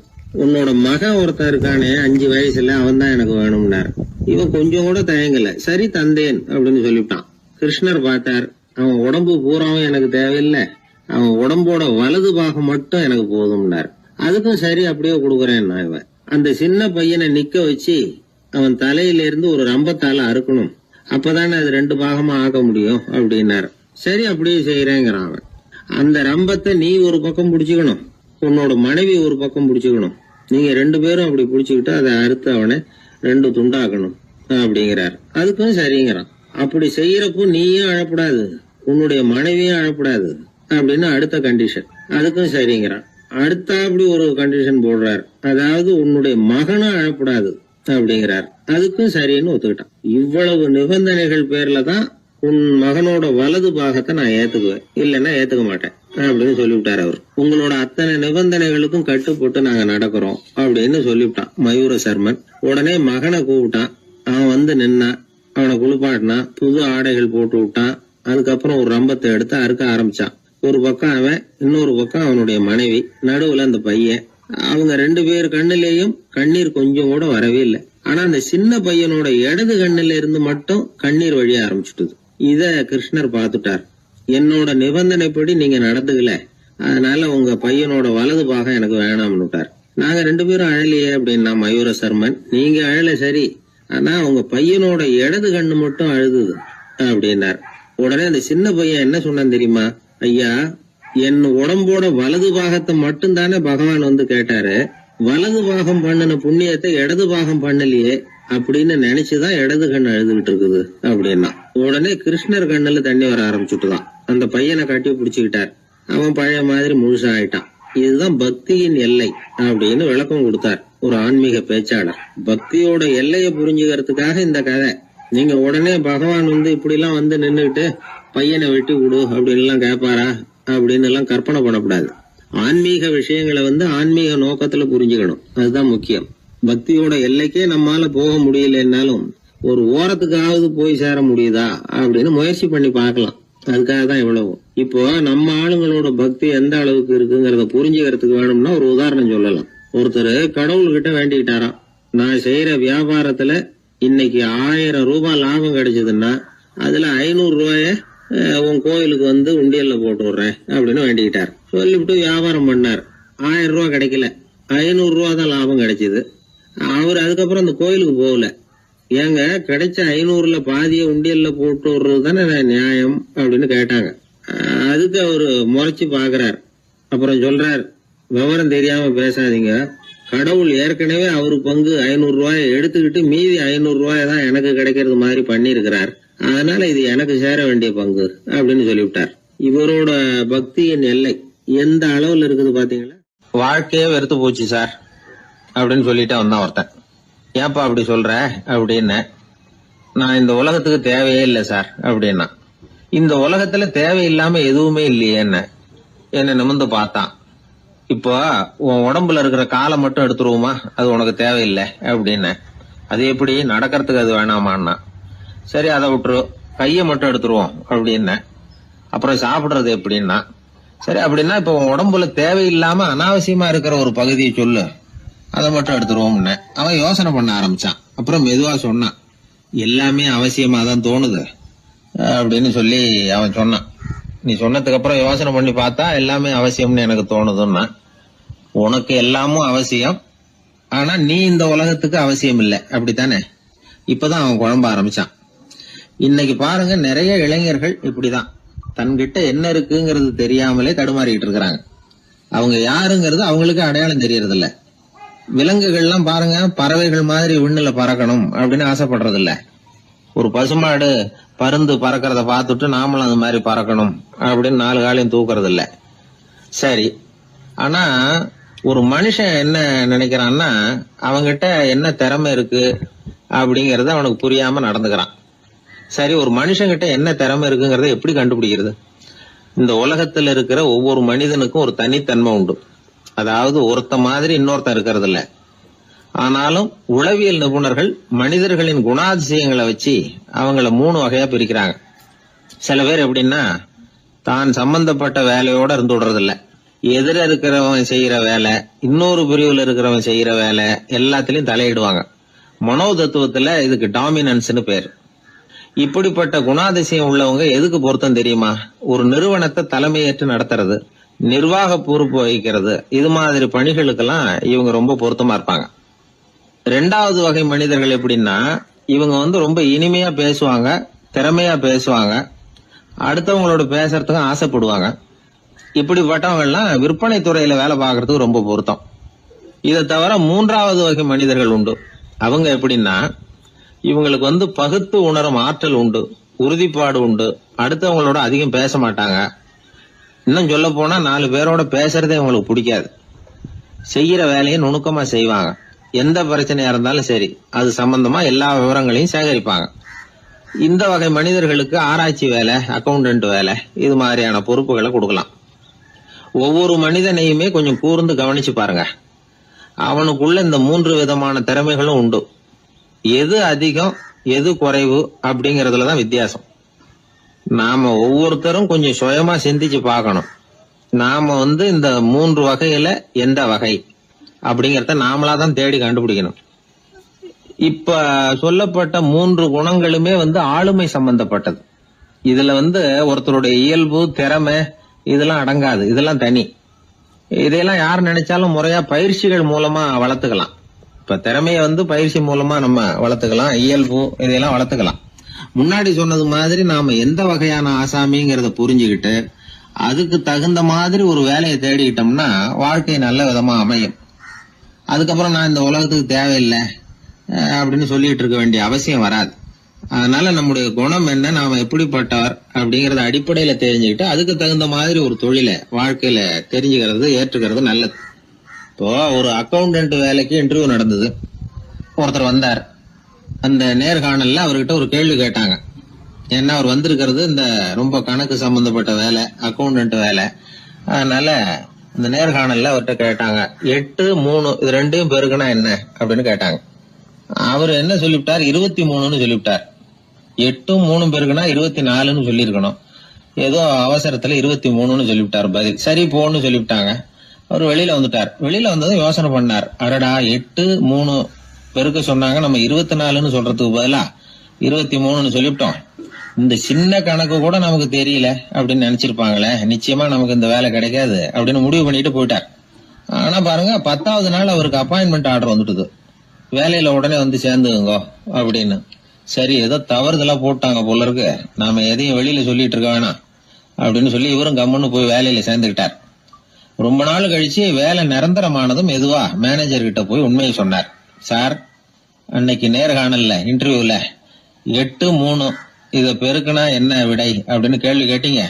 நான் தவறுதலா 23ன்னு சொல்லிவிட்டேன். நீங்களும் தவறுதலா எனக்கே அப்பாயின்மெண்ட் ஆர்டர் அனுப்பி வச்சுட்டீங்க அப்படின்னார். இப்ப மேனேஜர் சொன்னார், அப்படி இல்லப்பா, அன்னைக்கு நேர்காணலுக்கு அத்தனை பேருகிட்டையும் இதே கேள்வியை கேட்டோம். அத்தனை பேர் சொன்னதிலேயும் நீங்க சொன்ன பதில் தான் நியரஸ்ட் கரெக்ட் ஆன்சர், கிட்டத்தட்ட சரியா இருந்தது, நீ சொன்னதுதான், உங்களுக்கு இந்த வேலையை கொடுத்தோம் அப்படின்னு அவர் சொன்னாராம். அதனால வாழ்க்கையில துல்லியம் ரொம்ப முக்கியம். அதை புரிஞ்சுக்கிட்டு நம்முடைய வாழ்க்கை பாதையை அமைச்சுக்கிட்டோம்னா நம்ம வாழ்க்கையில வெற்றி நிச்சயம். பிரம்மத்தை அறிந்தவன் பிரம்மமாகிறான் அப்படின்னு ஒரு பெரியவர் பேசினார் ஒரு கோவில்ல. தைத்திரிய உபனிஷத்து அப்படி சொல்லுதான். இதை கேட்கும் பொழுது நமக்கு ஒரு சந்தேகம் வரும். அது எப்படி? பிரம்மத்தை அறிந்தவன் பிரம்மம் ஆகிறான்னா, சிங்கத்தை அறிந்தவன் சிங்கம் ஆகிறானா, தோசையை அறிந்தவன் தோசை ஆகிறானா? இப்படிப்பட்ட சந்தேகம் நமக்கு வர்றதுல ஒன்றும் ஆச்சரியம் இல்லை. இது இயற்கை. இதுக்கும் அந்த பெரியவரே பதில் சொல்றார். சிங்கம் வேற, நாம வேற. அதனால சிங்கத்தை அறிந்தவன் சிங்கம் ஆக மாட்டான். ஆனா பிரம்மம் வேற, நாம வேற இல்லை. அதனால பிரம்மத்தை அறிந்தவன் பிரம்மமாகிறான் அப்படிங்கிறது அவரோட விளக்கம். மனிதன் அவன்தான் தான் பிரம்மங்கிறது தெரியாதனால தான் அதை வேற எங்கேயோ தேடிட்டு இருக்கிறான். கடைசியில் அது தான் தாங்கிறது புரிஞ்சுக்கிற பொழுது அவன் பிரம்மம் ஆயிடுறான். இதை விளக்கறதுக்கு ஒரு உபநிஷத்து கதையே இருக்கு. நமக்கு தெரிஞ்ச கதை தான், ஆனால் அதை வேற விதமான அர்த்தத்தில் விளையாட்டாக சொல்லிட்டு இருக்கிறோம். ஒரு சமயம் ஒரு 10 நண்பர்கள் ஒரு காட்டு வழியாக போய்கிட்டு இருக்கிறாங்க. குறுக்க ஒரு நதி, அதை கடந்து அடுத்த பக்கம் போகணும். எல்லாரும் ஒரு வழியாக கடந்து அடுத்த கரைக்கு போய் சேர்ந்துட்டாங்க. அங்கே போய் சேர்ந்ததுக்கு அப்புறம் எல்லாரும் பத்திரமா வந்து சேர்ந்துட்டோமா அப்படின்னு தெரிஞ்சுக்கிறதுக்காக எண்ணி பார்க்குறான் அந்த கூட்டத்து தலைவன். அவங்க மொத்தம் 10 பேர். ஆனால் அவன் எண்ணி பார்க்குறப்போ 9 தான் வருது. ஏன்னா அவன் தன்னை விட்டுவிட்டான். எதிரில் நிற்கிறவங்கள மட்டுமே எண்றான். ஐயோ 10வது ஆள் எங்கேங்கிறான், பதறான். சரி நீ இரு, நான் எண்ணி பார்க்குறேன்னு சொல்லிவிட்டு இன்னொருத்தன் வந்து எண்றான். அவனும் தன்னை விட்டுட்டு எண்றான். 9 தான் வருது. எல்லாரும் கொய்யோ முறையோன்னு கத்த ஆரம்பிச்சிட்டாங்க. அந்த சமயத்தில் ஒரு பெரியவர் அந்த பக்கமாக வர்றார். என்ன விஷயம்னு விசாரிக்கிறார். 10வது ஆள் 6 அடிச்சுட்டு போட்டுது அப்படின்னு சொல்லி இவங்க அழறாங்க. சரி அழாதீங்க அப்படின்னு சொல்லி அந்த தலைவனை பார்த்து இப்படி வாங்குறார். வர்றான். இப்போ எனக்கு முன்னாடி ஒரு தரம் எண்ணு பார்க்கலாம்ங்கிறார். 1 2 3ன்னு ஆரம்பித்து 9ல் வந்து முடிக்கிறான். உடனே பெரியவர் நீ தான் அந்த 10வது ஆள் அப்படிங்கிறார். இது உண்மை. நாம தான் அது. நாம தான் நம்மளை வேற எங்கேயோ தேடிட்டு இருக்கிறோம். நாம எங்கேயோ தேடிட்டு இருக்கிறோமே, அந்த பிரம்மம் நாம தான். இப்படி ஒரு பெரிய உண்மையை விளக்கறதுக்காக தான் அப்படி ஒரு கதை சொல்லப்பட்டது. ஆனால் அதை வந்து நாம் வேற விதமாக வேடிக்கையாக உபயோகப்படுத்திக்கிட்டு இருக்கிறோம். எப்படி தெரியுமா? ஒரு ஆத்தங்கரையில் ஒரு 10 பேர் முழிச்சுக்கிட்டே நின்றுக்கிட்டு இருந்தாங்களாம். அந்த பக்கமாக வந்த ஒருத்தன் ஏன் இப்படி முழிச்சுக்கிட்டு நிற்கிறீங்கன்னு கேட்டிருக்கிறான். எங்களுக்கு நீச்சல் தெரியாது, நாங்கள்லாம் அடுத்த கரைக்கு போய் சேரணும் அப்படின்னு நாங்களாம். சரி நாங்கள் விட்டுட்டு போய் விடுறேன். எல்லாரும் அக்கறைக்கு போய் சேர்ந்த உடனே ஆளுக்கு ₹1 வீதமாக மொத்தம் ₹10 எனக்கு கொடுக்கணும் அப்படின்ட்டுருக்கான் இவன். சரின்னு ஒத்துக்கிட்டாங்க. இவன் ஒவ்வொருத்தராக கையை பிடிச்சி மெதுவாக ஆற்றுல இறக்கி அழைச்சிட்டு போயிட்டான். 9 பேரை கரை சேர்த்துட்டான். 10வது ஆள் பாதி ஆற்றுல போயிட்டு இருக்கிறப்போ திடீர்னு வெள்ளம் வந்துட்டுது. புடி நழுவி போச்சு. கையை விட்டுட்டான். வெள்ளம் அடிச்சிட்டு போட்டுது. அழைச்சிட்டு வந்தவன் நீச்சல் அடித்து தடுமாறி கரைக்கு வந்து சேர்ந்துட்டான். கரையில் இருந்தவங்களுக்கு இந்த விஷயம் தெரியாது. இருந்தாலும் இவன் உடம்பு பூரா நனைஞ்சி கொஞ்சம் அதிகமாக மூச்சு வாங்க நின்றுக்கிட்டு இருந்தானா, ஏங்க ஏன் இப்படி மூச்சு வாங்குது, என்ன விஷயம் அப்படின்னு கேட்டாங்களாம். அதுக்கு இவன் கொஞ்சமாக அலட்டிக்காம சொன்னானா, வேற ஒன்றும் இல்லை, நீங்கள் கொடுக்க வேண்டிய ₹10ல் ₹1 குறைஞ்சி போச்சு அவ்வளவுதான் அப்படின்னானா. ஏங்க எங்கே போயிட்டு வரீங்க அப்படின்னு கேட்டேன். எனக்கு வேண்டப்பட்ட ஒருத்தரை பார்த்து. ஆஸ்பத்திரிக்குன்னார். எந்த ஆஸ்பத்திரிக்குன்னே? மாட்டு ஆஸ்பத்திரிக்குன்னார். என்ன விஷயம்னே? மாமனாருக்கு உடம்பு சரியில்லை, அதுதான் மாட்டு ஆஸ்பத்திரிக்கு போயிட்டு வரேன்னார். அட பாவி, அதுக்கு அந்த ஆஸ்பத்திரிக்கா போவாங்க அப்படின்னு ஆச்சரியமா. அட அது இல்லைப்பா, முதல்ல எங்கள் குடும்ப டாக்டர் தான் தேடிக்கிட்டு போனேன். அவர் அந்த நேரத்தில் அவர் வளர்க்குற நாய்க்குட்டிக்கு உடம்பு சரியில்லைன்னு சொல்லி அதை தூக்கிக்கிட்டு மாட்டு ஆஸ்பத்திரிக்கு போயிட்டாராம் சொன்னாங்க. அதனால் அங்கே போய் அவரை சந்தித்து விஷயத்தை சொல்லிவிட்டு வர்றேன்னார். அப்புறம் தான் எனக்கு கொஞ்சம் நிம்மதியாக இருந்தது. பொதுவாக நமக்கு தெரிஞ்ச வரையில் டாக்டர்கள் 2 வகை. நமக்கு வைத்தியம் பண்ணுற டாக்டர்கள் ஒரு வகை, நம்மக்கிட்ட இருக்கிற ஆடு மாடு கோழிக்கு வைத்தியம் பண்ணுற டாக்டர்கள் ஒரு வகை. இப்போ தான் எனக்கு தெரியும் இன்னொரு வகையான டாக்டர்களும் உண்டுங்கிறது. அது யாருன்னா பூச்சிகளுக்கு வைத்தியம் பண்ணுற டாக்டர்கள், அதாவது பூச்சி டாக்டர்கள். வெளிநாடுகளில் அப்படிலாம் கூட சில பேர் இருக்கிறாங்க. பிரிட்டனில் யார்க்ஷயர் வட்டாரத்தில் ராதர்ஹாம் அப்படின்னு ஒரு ஊர். அங்கே ஒரு விலங்கியல் மருத்துவர் பேர் டாக்டர் லான்ஸ் ஜெப்சன். அவர் ஆஸ்பத்திரி வாசலில் பார்த்தீங்கன்னா தினமும் நிறைய பேர் நின்றுக்கிட்டு இருப்பாங்க. கையில் கண்ணாடி குடுவை, தகர டப்பா இப்படி ஏதாவது இருக்கும். அதுக்குள்ளே ஏதாவது பூச்சிகள் இருக்கும். அதுக்கு வைத்தியம் பண்ணுறதுக்காக வந்தவங்க தான் அவங்க எல்லாம். சிலந்தி பூச்சி, பல்லி, தேளு, பாம்பு இப்படி ஏதாவது இருக்கும். பொழுதுபோக்காக சில பேர் நாய், பூனை, கிளி, மைனா, புறா இப்படி ஏதாவது வளர்க்குறாங்கல்ல, அது மாதிரி இப்போல்லாம் தேளு, பல்லி, பாம்பு, பூச்சி இதையெல்லாம் வளர்க்க ஆரம்பிச்சிட்டாங்களாம். இது ஒரு புது ஃபேஷன். இப்போ கூண்டுக்குள்ளே டப்பாக்குள்ளே போட்டு வளர்க்குறது, அதுக்கு ஏதாவது நோய் வந்துட்டுதுன்னா வைத்தியம் பண்ணுறதுக்கு டாக்டர்கிட்ட வந்துட வேண்டியது, இப்படி இந்த பழக்கம்லாம் நிறையா வந்துட்டுது. ரத்தம் உறிஞ்சிற அட்டைகள் கூட இவங்ககிட்ட வைத்தியத்துக்கு வருதான். சிலந்திகளில் செங்கால் சிலந்தின்னு ஒரு வகை. மத்திய அமெரிக்க காடுகளில் இது அதிகம். சிலந்திகள்லேயே ரொம்ப விலை உசந்தது இந்த ரகம்தான். கால்களில் சிவப்பு கோடுகள் இருக்கும். இந்த இனம் இப்போ குறைஞ்சிக்கிட்டே வர்றதுனால சர்வதேச விதிகளின்படி இவற்றின் ஏற்றுமதி இறக்குமதிக்கு தடை விதிக்கப்பட்டிருக்குது. அதனால் இதை வளர்க்குறவங்க வீட்டுக்குள்ளேயே இனவிருத்தி மூலமாக பெருக்கி விற்பனை பண்ணிட்டு வராங்களாம். அந்த வகை சிலந்திகள் தான் இப்போ வைத்தியத்துக்கு அதிகமாக வருதான். சரி, இதுக்கெல்லாம் எப்படி வைத்தியம் பண்ணுறாங்க? முதல்ல அதை குளிர்பதன பெட்டியின் வழுவழுப்பான சுவரில் விட்ட உடனே அதெல்லாம் மெதுவாக இறங்கி வரும். அப்போ அதன் நோயை கண்டுபிடிக்கிறது சுலபம். அப்புறம் அதுக்கு கிருமிகளை கொல்லக்கூடிய மருந்துகளையோ வலி நிவாரண மருந்துகளையோ கொடுப்பாங்க. கால் உடைஞ்ச சிலந்திகளுக்கு பசையை கொண்டு ஆப்ரேஷன் பண்ணுவாங்க. சில சிலந்திகளுக்கு உடைஞ்ச காலை எடுத்துட்டா புதிய கால் வளர்ந்துடும். சிலந்திகளை வந்து மனிதர்கள் கையில் எடுக்கிறப்போ அது பயந்து போய் கீழே குதிக்குது, அதனால் கால் உடஞ்சி விடுது, இல்லைன்னா வயிறு சேதமடையுது. அந்த நிலைமையில் வர்ற சிலந்திகளுக்கு மயக்க மருந்து கொடுத்து ஆப்ரேஷன்லாம் கூட பண்ணுறாங்களாம். பார்த்தீங்களா பூச்சிகளுக்கு வந்த வாழ்வே. நம்ம ஊர்லேயும் வீடுகளில் பூச்சிகள் வளர்க்குறது உண்டு. ஒருத்தர் வந்தார், எனக்கு 3000 கரப்பாம்பூச்சி அவசரமாக தேவைப்படுது, எங்கே கிடைக்கும்னு கேட்டார். கரப்பாம்பூச்சியா, அது என்னத்துக்குன்னு கேட்டோம். அது வந்து வேற ஒன்றும் இல்லை, நான் குடியிருக்கிற வாடகை வீட்டை காலி பண்ண போகிறேன். வீட்டு சொந்தக்காரர் என்ன சொல்கிறாருன்னா, இந்த வீட்டுக்கு நான் குடி வந்தப்போ எப்படி இருந்ததோ அதே நிலைமையில் விட்டுட்டு போகணும்னு வீட்டுக்காரர் சொல்லியிருக்கிறார், அதனால தான் கேட்டேன் அப்படின்னார். உலகத்தில் எது எதுக்கும் ஆராய்ச்சி கூடங்கள் இருக்குதுல்ல, அது மாதிரி தூக்கத்தை பற்றி ஆராய்ச்சி பண்ணுறதுக்கு ஒரு ஆராய்ச்சி கூடம் இருக்குது.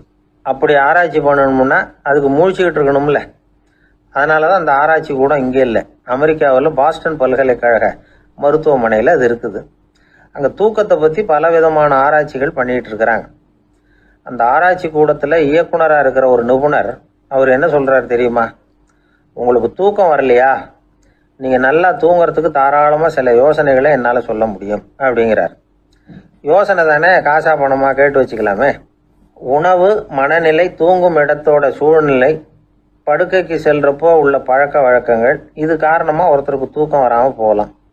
தூக்கம் வராததுக்கு இதுதான் காரணம்னா அதையெல்லாம் சுலபமாக கட்டுப்படுத்தலாங்கிறார் அவர். தூக்கத்தை வரவழைக்கக்கூடிய ஒரு நல்ல மருந்து உடற்பயிற்சி. ஆனால் ஒன்று, படுக்க போகிற நேரத்தில் இது மாதிரி உடற்பயிற்சிகள் எல்லாம் செய்யக்கூடாது. கொஞ்சம் முன்னாடி பகல்லையே இந்த பயிற்சிகளை செய்கிறது நல்லது. தூக்கம் வராமல் அவதிப்படுறவங்க பிற்பகல் நேரங்களில் காஃபி, டீ இது மாதிரி பானங்களை சாப்பிடக்கூடாது. மது அருந்துறது கூட தூக்கத்தை பாதிக்கும். வெது வெதுப்பான நீரில் குளிக்கிறது, தியானத்தில் ஈடுபடுறது, ஓய்வாக இருக்கிறது, படுக்கிறது, அதாவது படுக்கிறதுக்கு முன்னாடி ஒரு குவளை பால் சாப்பிட்றது, இதெல்லாம் வந்து தூக்கத்தை வந்து வரவழைக்கிறது ரொம்ப உதவியாக இருக்கும். இன்னொரு விஷயம் என்னென்னா, தூங்கி ஆகணுமேங்கிற கவலை வேண்டியதில்லை. அப்படி நினச்சி கவலைப்படுறதை விட்டுடணும். தூக்கம் வரலையா, உடனே படுக்கையை விட்டு எழுந்திரிக்க வேண்டியது. வெளியில் வாங்க, வேறு ஏதாவது வேலையில் ஈடுபடுங்க, கொஞ்சம் நேரம் உலாவுங்க, அல்லது ஏதாவது ஒரு புஸ்தகத்தை எடுத்து படிங்க. களைப்பு ஏற்பட்டால் மறுபடியும் படுக்கைக்கு போங்க, தூக்கம் தானாக வந்துடும். ஒரு விஷயத்தை மட்டும் நல்லா ஞாபகத்தில் வச்சுக்கணும், படுக்கைக்கு போகிறப்போ உங்கள் மற்ற எல்லா பிரச்சனைகளையும் மறந்துடணும். அது எப்படி சார் முடியும், அந்த நேரம் தானே எல்லா பிரச்சனையும் வரிசையாக ஞாபகத்துக்கு வருது அப்படின்னு நாம் நினைக்கலாம். ஆனால் பழக்கத்தில் அதை நாம் மாற்றிக்க முடியும். கொஞ்சம் முயற்சி பண்ணணும், அவ்வளோதான். இது எல்லாமே ஆராய்ச்சி பண்ணி பார்த்துட்டு அந்த நிபுணர் சொல்கிற கருத்து தான். இன்னொரு விஷயமும் அவர் சொல்கிறார். அது என்னென்னா, உடல் கோளாறு காரணமாக தூக்கம் வராமல் அவதிப்படுறவங்களுக்கெல்லாம் இந்த யோசனைகள் சரியாக வராது அப்படிங்கிறார். அதுக்கெல்லாம் மருத்துவ சிகிச்சை கொடுத்து தான் சரி பண்ணணும். சில பேருக்கு நடு ராத்திரியில் மூச்சு திணறல் ஏற்பட்டு தூக்கம் வராமல் போயிடும். ஊரெல்லாம் தூங்குறப்ப தான் மட்டும் தூங்காமல் மூழ்கிட்டு இருக்கிறது, ஊரெல்லாம் மூழ்கிட்டு இருக்கிறப்போ தான் மட்டும் தூங்குறது, இது மாதிரி கோளாறுகளால் சில பேர் பாதிக்கப்படலாம். காலு தசை முறுக்கிக்கிறதுனால சில பேருக்கு அடிக்கடி இழிப்பு வரலாம். மன அழற்சி காரணமாக சில பேருக்கு தூக்கம் வராது. இது மாதிரி கோளாறுகளுக்கெல்லாம் அதுக்கு தகுந்த மாதிரி சிகிச்சை கொடுத்து தான் சரி பண்ண வேண்டியிருக்கும். எந்த கோளாறும் இல்லாமல் தூக்கம் வரலைன்னா ஆரம்பத்தில் சொன்ன முறைகளை கடைபிடிச்சு பார்க்கலாம். தூக்கம் வந்ததுன்னா யோசனை சொன்ன அந்த நிபுணருக்கு நன்றி சொல்லலாம். ஒருத்தர், ஏன் சார் பஸ்ஸில் தூங்குறது கெட்ட பழக்கமானு கேட்டார். இல்லையே, நான் கூட பஸ்ஸில் போகிறப்ப தூங்கிட்டு தானே போவேன் அப்படின்னார் இன்னொருத்தர். அப்புறம் ஏன் என்ன டிரைவர் வேலை வேணாம்னு வீட்டுக்கு அனுப்பி வச்சுட்டாங்க அப்படின்னாராம் அவர். 1816 வருஷம் செப்டம்பர் மாதம் 11 பிரான்ஸ் தேசத்தில் உள்ள ஒரு மருத்துவமனை. அங்கே ஒரு இளம் டாக்டர் கொஞ்ச நாளைக்கு முன்னாடி தான் அந்த ஆஸ்பத்திரியில் புதுசாக வேலைக்கு சேர்ந்துருக்கிறார். அவர் பேர் ரெனே லெனக். அவர் அன்னைக்கு காலையில் அந்த மருத்துவமனையில் அப்படியே ரவுண்ட்ஸ் வந்துக்கிட்டு இருக்கிறார். வார்டில் ஒரு படுக்கையில் ஒரு இளம் பெண் படுத்திருக்கிறார். அந்த பொண்ணுக்கு இருதய நோயாக இருக்கலாம்ங்கிறது மற்ற டாக்டர்கள் சந்தேகம். அந்த காலத்துல எல்லாம் ஒருத்தருடைய இருதய துடிப்பை தெரிஞ்சுக்கணும்னா நோயாளியின் மார்பில் டாக்டர் வந்து காதை வச்சு பார்த்து தான் தெரிஞ்சுக்கிறது வழக்கம். ஆனால் இந்த பெண்ணும் வந்து இளம் பெண், அந்த டாக்டரும் புதுசாக சேர்ந்துருக்கிறவர். அதனால் பரிசோதனை பண்ண தயங்கினார். கொஞ்ச நேரம் யோசனை பண்ணார். திடீர்னு ஒரு ஞாபகம் வந்தது அவருக்கு. அதாவது அன்னைக்கு விடியற் காலையில் தோட்டத்தில் அப்படி வாக்கிங் போயிட்டு இருந்தப்போ சின்ன பசங்கள்லாம் ஒரு மரக்கட்டையை வச்சு விளையாடிக்கிட்டு இருந்தாங்களாம். அதை இவர் பார்த்துருக்கிறார். அது என்ன விளையாட்டுனா, ஒரு நீளமான மரப்பலகை, அதில் ஒரு முனையில் ஒரு பையன் தன்னுடைய காதை வச்சுக்கிட்டு இருக்கிறான். மறுமுனையில் இன்னொரு பையன் அந்த மரப்பலகையை ஒரு ஆணியால் கீறிக்கிட்டு இருக்கிறான். ஒரு முனையில் ஆணியால் கீறும் பொழுது மறுமுனையில் காதை வச்சிருக்கிற பையனுக்கு அந்த சத்தம் துல்லியமாக கேட்குது. அந்த டாக்டருக்கு காலையில் பார்த்து இந்த விளையாட்டு ஞாபகத்துக்கு வந்துட்டுது. உடனே என்ன பண்ணார் தெரியுமா? ஒரு நீளமான காகிதத்தை எடுத்தார். அதை அப்படியே உருளை மாதிரி உருட்டினார். ஒரு முனையை அந்த நோயாளியின் மார்பில் இடது பக்கம் வச்சார். இன்னொரு முனையில் தன்னுடைய காதை வச்சார். என்ன ஆச்சரியம்! நோயாளியின் மார்பில் நேரடியாக காதை வச்சு கேட்கறத விட துல்லியமாக கேட்டுது இதய துடிப்பு. இதய துடிப்பு மட்டும் இல்லை, மூச்சு இழுத்து விடுறது, திரவ பொருள்களின் அசைவு, எல்லா சத்தமும் தெளிவாக கேட்குது.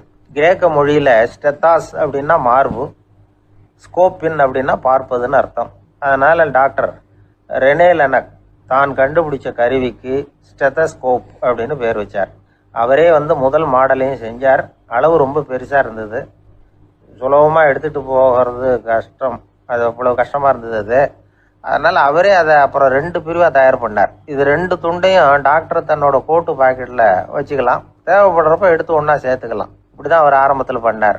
தன்னுடைய இந்த கண்டுபிடிப்பை பற்றி அவர் ஒரு புத்தகம் எழுதினார். நிறைய விற்றுது, புகழும் பணமும் சேர்ந்தது. பணமும் புகழும் சேர்ந்தது மாதிரியே அவருக்கு ஒரு நோயும் சேர்ந்தது. அது என்ன நோயின்னு கண்டுபிடிக்கிறதுக்கும் அவர் கண்டுபிடிச்ச கருவி தான் உபயோகப்பட்டு தான். அவரே அதை கண்டுபிடிச்சார். அவருக்கு வந்திருந்தது காச நோய். 1826ஆம் வருஷம் ஆகஸ்ட் மாதம் 13ஆம் தேதி உலகத்தின் முதல் ஸ்டெதஸ்கோப்பை கண்டுபிடிச்ச டாக்டர் ரெனே லெனக் காலமானார். அவர் சாகிறதுக்கு முன்னாடி மரத்தால் செஞ்சு வச்சிருந்த ஸ்டெதஸ்கோப்பை தனக்கு வேண்டியப்பட்ட ஒரு டாக்டர்கிட்ட கொடுத்து, என்னுடைய சொத்துக்கள்லேயே ரொம்ப வசந்தது அப்படின்னு சொன்னாராம். அதுக்கப்புறம் 3 வெள்ளைக்காரங்க சேர்ந்து இந்த கருவியில் சில மாற்றங்களை பண்ணாங்க.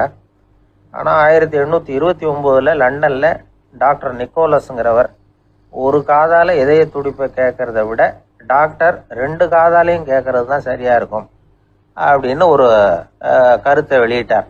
அதுக்கப்புறம் ரொம்ப காலம் கழித்து 1852 ஜார்ஜ் காமான் அப்படிங்கிறவர் ரப்பர் டியூப்களை உபயோகப்படுத்தி 2 காதாலையும் கேட்குற மாதிரி ஒரு புதிய வடிவத்தை அதுக்கு கொடுத்தார். அதுக்கு பிறகு அது படிப்படியாக எவ்வளவோ மாற்றங்கள் இருந்தாலும் ஆரம்பத்தில் டாக்டர் ரெனே லெனக் உருவாக்கின அடிப்படை மாடலை யாரும் மாற்றி அமைக்கலைங்கிறது தான் முக்கியமான விஷயம். நமக்கு தெரிஞ்ச ஒரு ஆஸ்பத்திரி, அதில் ஒரு நோயாளி, காலை நேரத்தில் நர்ஸு அந்த பக்கமாக போயிட்டு இருந்தாங்க. அதை பார்த்துட்டு ஒரு நர்ஸுன்னு கத்துறார். நர்ஸு அவசரமாக ஓடி என்ன விஷயம்னு கேட்டாங்க. சிஸ்டர், இங்கே பாருங்கள், உங்கள் டாக்டரை என் நெஞ்சில் ஒரு காதை வச்சு கேட்டுக்கிட்டு இருக்கிறார் அப்படின்னார் நோயாளி. சிஸ்டர் பதட்டப்படாமல், அதனால் என்ன, இந்த டாக்டர் பழமையான விஷயங்களில் ரொம்ப நம்பிக்கை உள்ளவர், அதனால் ஸ்டெதாஸ்கோப்பை உபயோகப்படுத்தாமல் காதை வச்சு கேட்குறார், அது ஒன்றும் தப்பு இல்லை அப்படின்னாங்களாம். ஐயோ, அதுக்காக இல்லை சிஸ்டர், இவர் என் நெஞ்சு மேலே தலையை வச்சது நேற்று ராத்திரி 9 மணி, இப்போ விடிஞ்சு போச்சு, இன்னமும் தலையை எடுக்கவே இல்லை, அதுக்காக தான் சந்தேகப்பட்டு உங்களை கூப்பிடுறேன் அப்படின்னாராம்.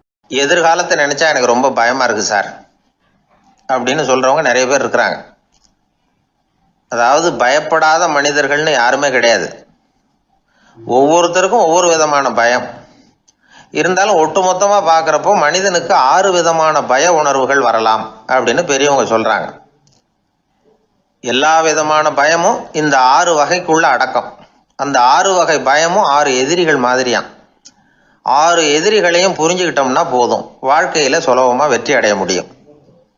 சரி, அந்த 6 வகை பயம் என்னென்ன அப்படின்னு பார்ப்போம். முதல்ல வறுமை பற்றிய பயம், 2வது பழிச்சொல் பற்றிய பயம், 3வது உடல் நலம் பாதிப்பு பற்றிய பயம், 4வது என்னன்னா காதல் தோல்வி, 5வது முதுமை, 6வது மரணம். அதாவது பயப்படுறதுங்கிறது ஒரு மனநிலை தான். இந்த மனநிலையை கட்டுப்படுத்த முடியும், திசை திருப்ப முடியும். சரி, இந்த பயங்களின் அறிகுறிகள் எப்படி இருக்கும்? வறுமை பற்றிய பயம் அப்படின்னு முதல்ல சொன்னோம் இல்லையா, அந்த பயத்தின் அறிகுறிகளை தெரிஞ்சுக்குவோம்.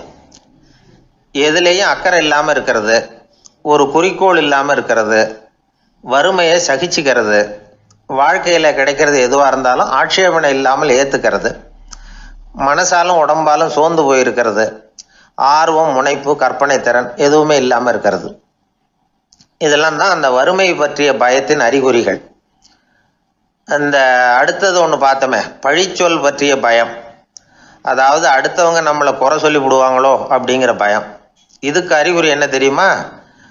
புதியவர்களை சந்திக்கிறதுக்கு பயப்படுறது, முடிவு எடுக்க முடியாமல் குழம்புறது, பிரச்சனைகளை தவிர்க்க விரும்புறது, தாழ்வு மனப்பான்மை, வரவுக்கு மீறி செலவு செஞ்சு இமேஜை உயர்த்திக்கிறது, குறிக்கோள் இல்லாத வாழ்க்கை, இதெல்லாம் தான் அதுக்கு அறிகுறிகள்.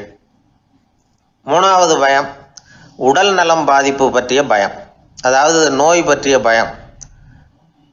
ஒரு உண்மை என்ன தெரியுமா? டாக்டரை சந்திக்கிற மனிதர்களில் 75% பேர் தங்களுக்கு நோய் வந்துட்டுதுங்கிற கற்பனையில் இருக்கிறவங்களாம்.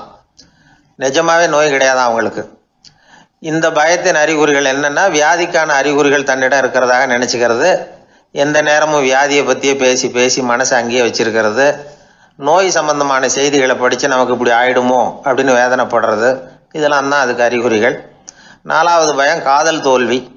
இது ரொம்ப வேதனை, உடம்பையும் மனசையும் சீரழிச்சு விடும்.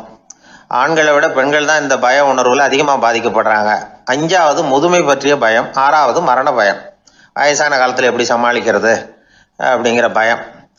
ஆக இதையெல்லாம் நாம் புரிஞ்சுக்க வேண்டியது ரொம்ப அவசியம். இந்த 6 வகை பயங்களை சரியாக புரிஞ்சுக்கிட்டு நாம் நடந்துக்கணும். வாழ்க்கையின் முன்னேற்றத்துக்கு இந்த பயங்கள் முட்டுக்கட்டே ஆகிடக்கூடாது. உழைச்சி பணம் சேர்க்கணும், உற்சாகமாக மனசை வச்சுக்கணும். மனசை கட்டுப்படுத்துகிற மார்க்கம் தெரிஞ்சுக்கிட்டா போதும், எல்லாம் சரியாக வந்துடும். நம்ம ஆள் ஒருத்தன் சொன்னான், சார் எனக்கு வறுமை பற்றிய பயம்தான் இருந்தது, ஒரே ராத்திரியில் 30,000 ரூபா தயார் பண்ணிவிட்டேன், இப்போ எனக்கு இன்னொரு பயம் வந்துட்டுதுன்னா. என்ன பயம்னு கேட்டாங்க. போலீஸு கண்டுபிடிச்சிருமோங்கிற பயம்னா.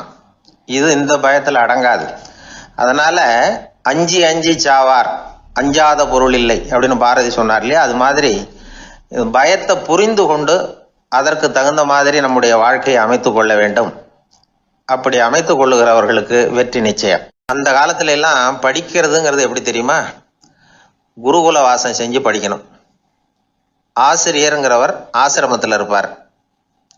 அங்கே போய் அவருக்கு தொண்டுகள் செய்யணும், துணிகள்லாம் துவைச்சி போடணும், தூங்கும்போது காலை பிடிச்சி விடணும், புழுக்கமாக இருந்தால் விசிறி மட்டை எடுத்து விசிறணும். அப்படியே அப்பப்போ அவர் சொல்லிக் கொடுக்குற பாடத்தையும் கற்றுக்கணும். அவர் சொல்லிக் கொடுக்குற பாடங்களை ஓலைச்சுவடிகளில் எழுதிக்கணும். இதுதான் குருகுல வாசம்ங்கிறது. இப்போ மாதிரிலாம் கிடையாது. ஆக குருகுல வாசம்ங்கிறது மனசையும் பண்படுத்தும், அறிவையும் பண்படுத்தும். அப்படி ஒரு பயிற்சி அது. அந்த காலத்தில் பஞ்சபாண்டவர்கள் ஒரு குருகுலத்தில் படிக்க போனாங்களாம். ஏற்கனவே அங்கே ஒரு 15 பேர் இருந்திருக்கிறாங்க. இவங்களையும் சேர்த்து மொத்தம் 20 பேர். எல்லாரும் ரொம்ப ஆர்வத்தோடு அங்கே தங்கி படிச்சுக்கிட்டு இருக்கிறாங்க. 2 வருஷம் ஓடி போச்சு. எல்லாரும் ஊருக்கு திரும்ப வேண்டிய நேரம். ஆசிரியர் ஒவ்வொருத்தராக கூப்பிட்டார். இது வரைக்கும் என்ன கற்றுக்கிட்ட அப்படின்னு கேட்டார். அவங்க தாங்கள் எழுதி வச்சிருந்ததை சொன்னாங்க, கற்றுக்கிட்டதை சொன்னாங்க. அங்கே படிக்க வந்தவங்க எல்லாருமே புத்திசாலிகள். அது மட்டும் இல்லை, பல பேர் அரச குடும்பத்தை சேர்ந்தவங்க, இளவரசர்களாக வேற இருக்கிறவங்க. அதனால் அவங்கக்கிட்ட அபாரமான கல்வி அறிவை எதிர்பார்த்தார். ஒருத்தன் வந்தான், தான் எழுதி வச்சிருந்த சரித்திர பாடம் பூராவையும் படித்து காட்டினான். இன்னொருத்தன் வந்தான், தான் எழுதி வச்சிருந்த பூகோள பாடம் பூராவையும் படித்து காட்டினான். இப்படி ஒவ்வொருத்தராக வந்து அவங்க படித்தது என்னங்கிறத படித்து காட்டிவிட்டு போனாங்க. கடைசியாக தர்மர் வந்தார். பேசாமல் நிற்கிறார்.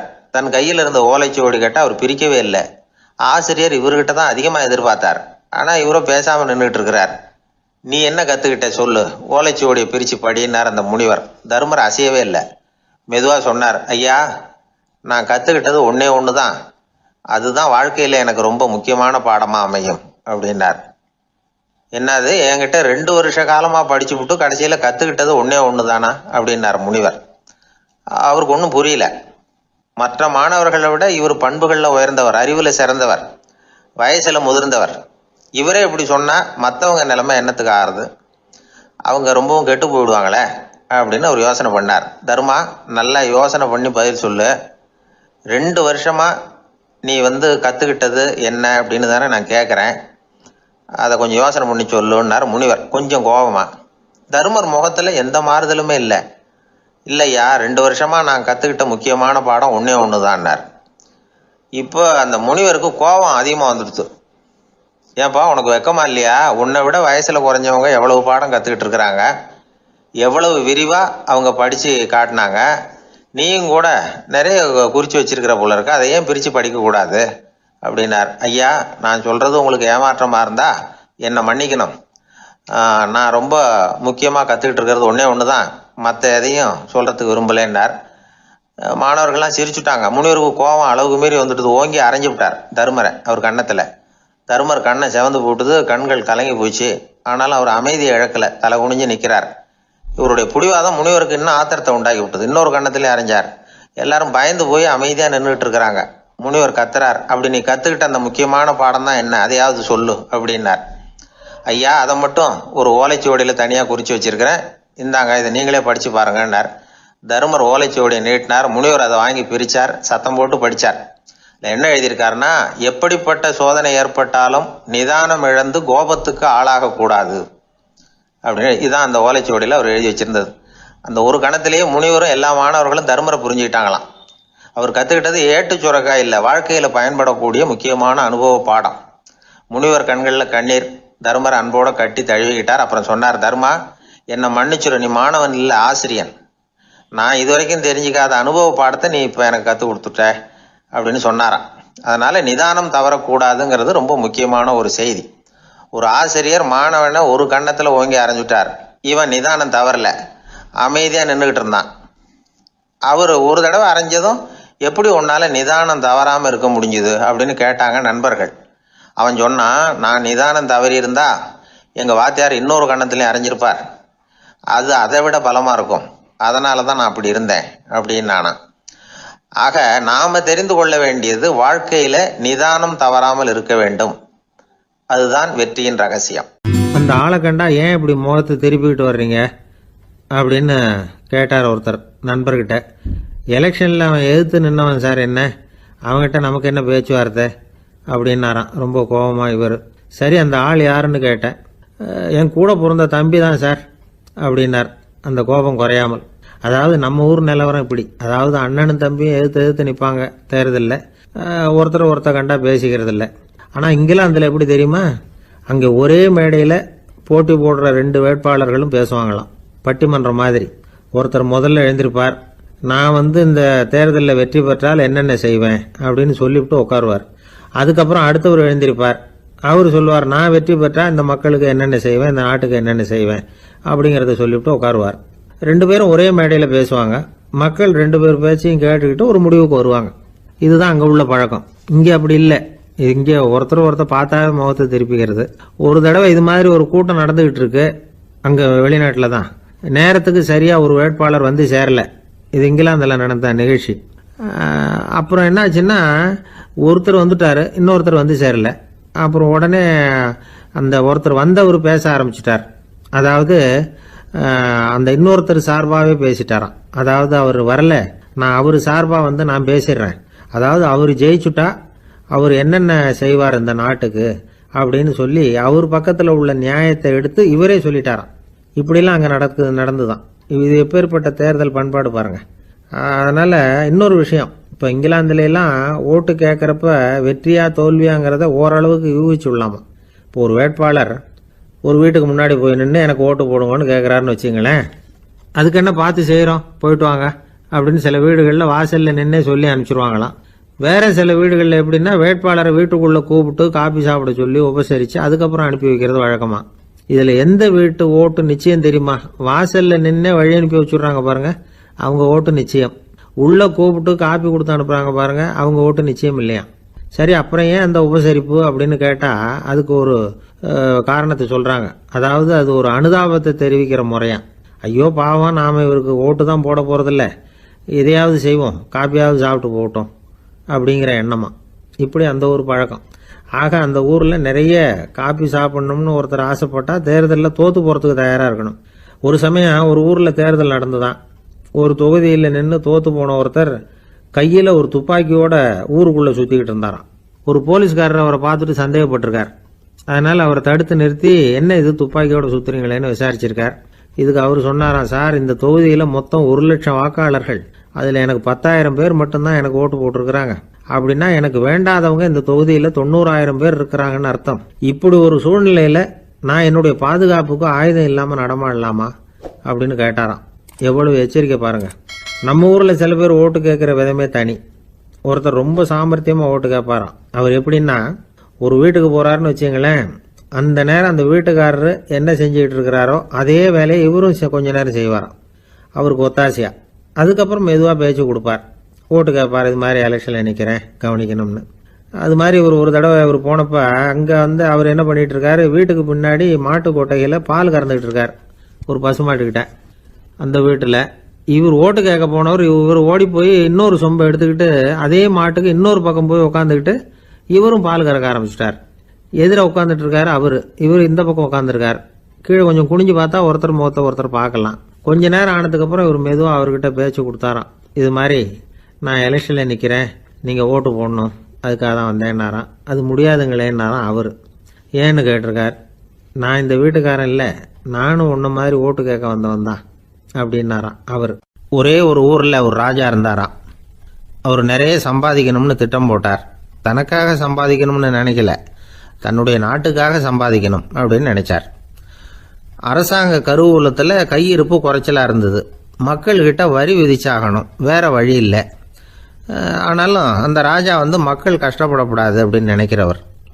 மக்கள் வரியையும் கட்டணும், அதே நேரத்தில் அவங்க சிரமப்படவும் கூடாது. இதுக்கு தகுந்த மாதிரி ஒரு திட்டம் போட்டார். அது பிரகாரம் என்ன பண்ணார்னா, அந்த நாட்டில் ஒரு 3 பெரிய குளங்களை தோண்டினார். அது நிறைய தண்ணீரை நிரப்புனார். அதுக்கப்புறம் எங்கேயோ தேடி பிடிச்சி 3 விதமான மீன்களை கொண்டுகிட்டு வந்தார். அந்த 3 குளங்கள்லையும் விட்டார். அதை ஒவ்வொரு குளத்துலேயும் ஒவ்வொரு விதமான மீன்கள். அந்த மீன்களுக்கு அபூர்வமான ஒரு சக்தி உண்டு. அது எப்படின்னா, அந்த குளத்தில் குளிக்க வர்றவங்களுக்கு அந்த மீன்கள் கடிக்கும் பொழுது வலி ஏற்படுறதில்ல. அதுக்கு பதிலாக மகிழ்ச்சி நிறைந்த ஒரு இனிமையான உணர்வை அவங்க அனுபவிச்சாங்க. அது எப்படின்னா, இந்த முதல் குளத்தில் இருந்த மீன்களால் கடிக்கப்படும் பொழுது ஒரு விதமான இன்ப மயக்கத்தில் திளைச்சிருக்கிறது மாதிரி உணர்வு. இந்த 2வது குளம் இருக்க, அதில் இருக்கிற மீன் கடிச்சதுன்னு வைங்க, மக்களுக்கு எப்படி இருக்கும்னா, கால்களே தரையில் படாமல் அப்படியே ஆகாயத்தில் மிதக்கிறது மாதிரி ஒரு உணர்வு, அதை அனுபவிக்கிறாங்க. 3வது குளத்தில் இருக்கிற மீன் கடிச்சதுன்னா அவங்கெல்லாம் அப்படியே கோடீஸ்வரராக மாறிட்டதாக ஒரு உணர்வு, அதை அவங்களால அனுபவிக்க முடியுது. இப்படி ஒரு அபூர்வமான மீன் அது, அந்த 3 வகை. இப்படி இருந்தால் மக்கள் அந்த குளங்களில் குளிக்கிறதுக்கு ஆசைப்படாமல் இருப்பாங்களா? அதனால் கூட்டம் கூட்டமாக அலமோத ஆரம்பிச்சிட்டாங்க. ஒவ்வொரு குளத்தின் கரையிலேயும் கியூ வரிசையில் நிற்க ஆரம்பிச்சிட்டாங்க. அந்த நாட்டு மன்னர் என்ன பண்ணார்னா, ஒவ்வொரு குளத்தங்கரையிலையும் ஒரு ராஜாங்க அதிகாரியை உட்கார வச்சார். டிக்கெட்டை அடித்து கொடுத்தார். குளிக்க வர்றவங்க கிட்ட ஒரு குறிப்பிட்ட தொகையை கட்டணமாக வசூலிக்க ஆரம்பித்தார். அவ்வளவுதான், அரசாங்க கருவூலம் நிரம்ப ஆரம்பிச்சுட்டுது. ராஜாங்கத்துக்கு தேவையான பணம் கிடைச்சிட்டுது. இது ஒரு கதை.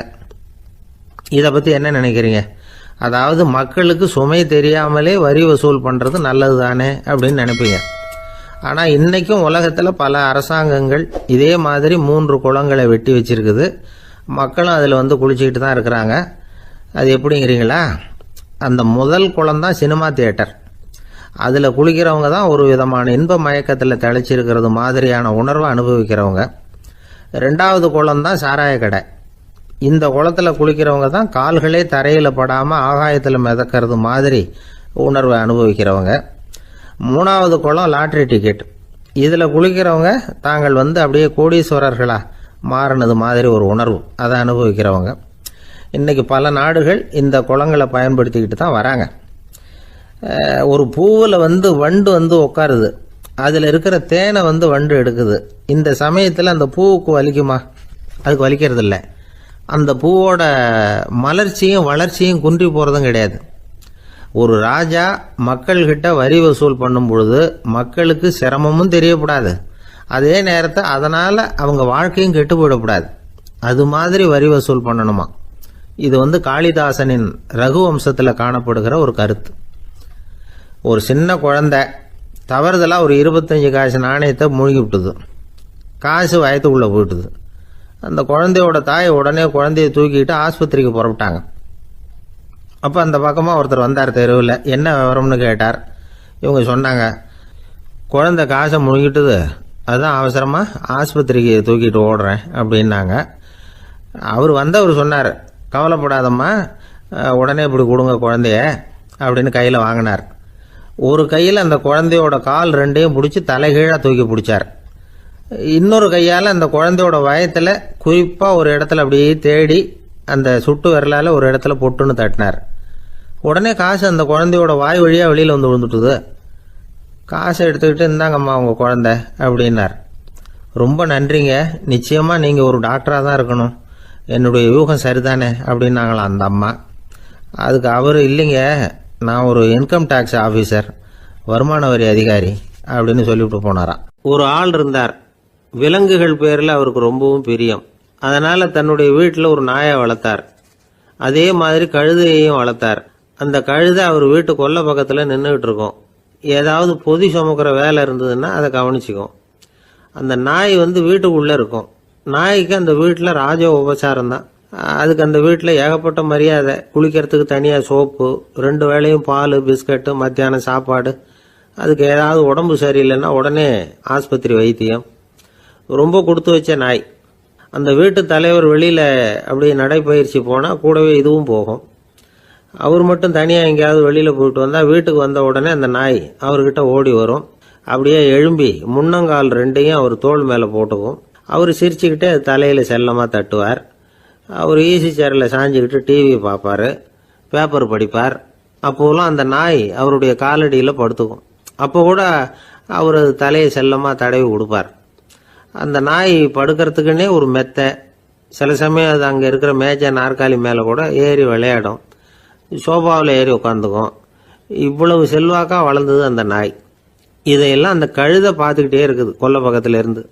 பார்த்துட்டு அது யோசிக்க ஆரம்பிச்சுதான், என்ன இது, இந்த வீட்டில் நாம தான் கழுதையாக உழைக்கிறோம், பொதி சுமக்கிறோம், நமக்கு ஒரு நல்ல சாப்பாடு கிடையாது, படுக்கை கிடையாது, ஒரு நாளாவது நம்ம தலையையோ முதுகையோ தடவி கொடுத்தது கிடையாது.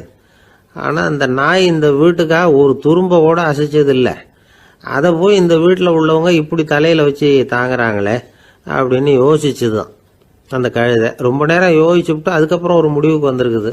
சரி, இனிமேல் நாமளும் அந்த நாய் மாதிரியே நடந்து பார்ப்போம், அது மாதிரியே பிஹேவ் பண்ணுவோம், அப்போவாவது நமக்கும் அந்த மரியாதை கிடைக்குதா பார்க்கலாம் அப்படின்னு ஒரு திட்டம் போட்டுது மனசுக்குள்ள. உடனே அந்த திட்டத்தை செயல்படுத்தவும் ஆரம்பிச்சுது. அதாவது அந்த வீட்டில் அந்த நாய் என்னென்ன செய்யுதோ அதையெல்லாம் இதுவும் செய்ய ஆரம்பிச்சுட்டுது. அந்த வீட்டு எஜமான் எங்கேயோ வெளியில் சுற்றிவிட்டு ரொம்ப அசந்து போய் வீட்டுக்கு திரும்பி வந்துக்கிட்டு இருந்தான். உடனே இந்த கழுதை என்ன பண்ணுச்சு தெரியுமா, அவங்ககிட்ட ஓடி போச்சு. ஓடி போய் அந்த நாய் என்ன பண்ணுமோ அது மாதிரியே பண்ணிச்சு. அதாவது அந்த ஆள் தோள் மேலே தன்னுடைய முன்னங்கால் 2ஐயும் தூக்கி போட்டுவிடுது. அந்த ஆள் பயந்து போயிட்டான். அவனுக்கு ஒன்றும் புரியல, இது ஏன் இப்படி பண்ணுதுன்னு கொஞ்சம் ஒதுங்கி நின்னான். இது அவனை சுற்றி சுற்றி வருது, நாய் மாதிரி வாழை ஆட்டிக்கிட்டே சுற்றி சுற்றி வருது கழுதை. அவன் கிடுகிடுன்னு வீட்டுக்குள்ளே ஓடினான். இதுவும் பின்னாடியே ஓடிச்சு. அங்கே போய் நாய் மாதிரியே மேஜை நாற்காலி மேலே ஏறி குதிச்சு விளையாட ஆரம்பிச்சுட்டுது. சோபாவில் ஏறி உட்காருது. மேஜையில் இருந்த சாமான்லாம் கீழே விழுந்து உடையுது. கழுதை மேஜை மேலே ஏறி குதிச்சா என்னத்துக்கு ஆகும்? அந்த ஆள் பார்த்தான், சரி இந்த கழுதைக்கு என்னமோ ஆயிட்டுது அப்படின்னு முடிவு பண்ணான். ஒரு நல்ல கயராக பார்த்து கொண்டாந்தான். அது கால்லையும் கழுத்துலையும் கட்டினான். தரன்னு இழுத்துட்டு போனான்.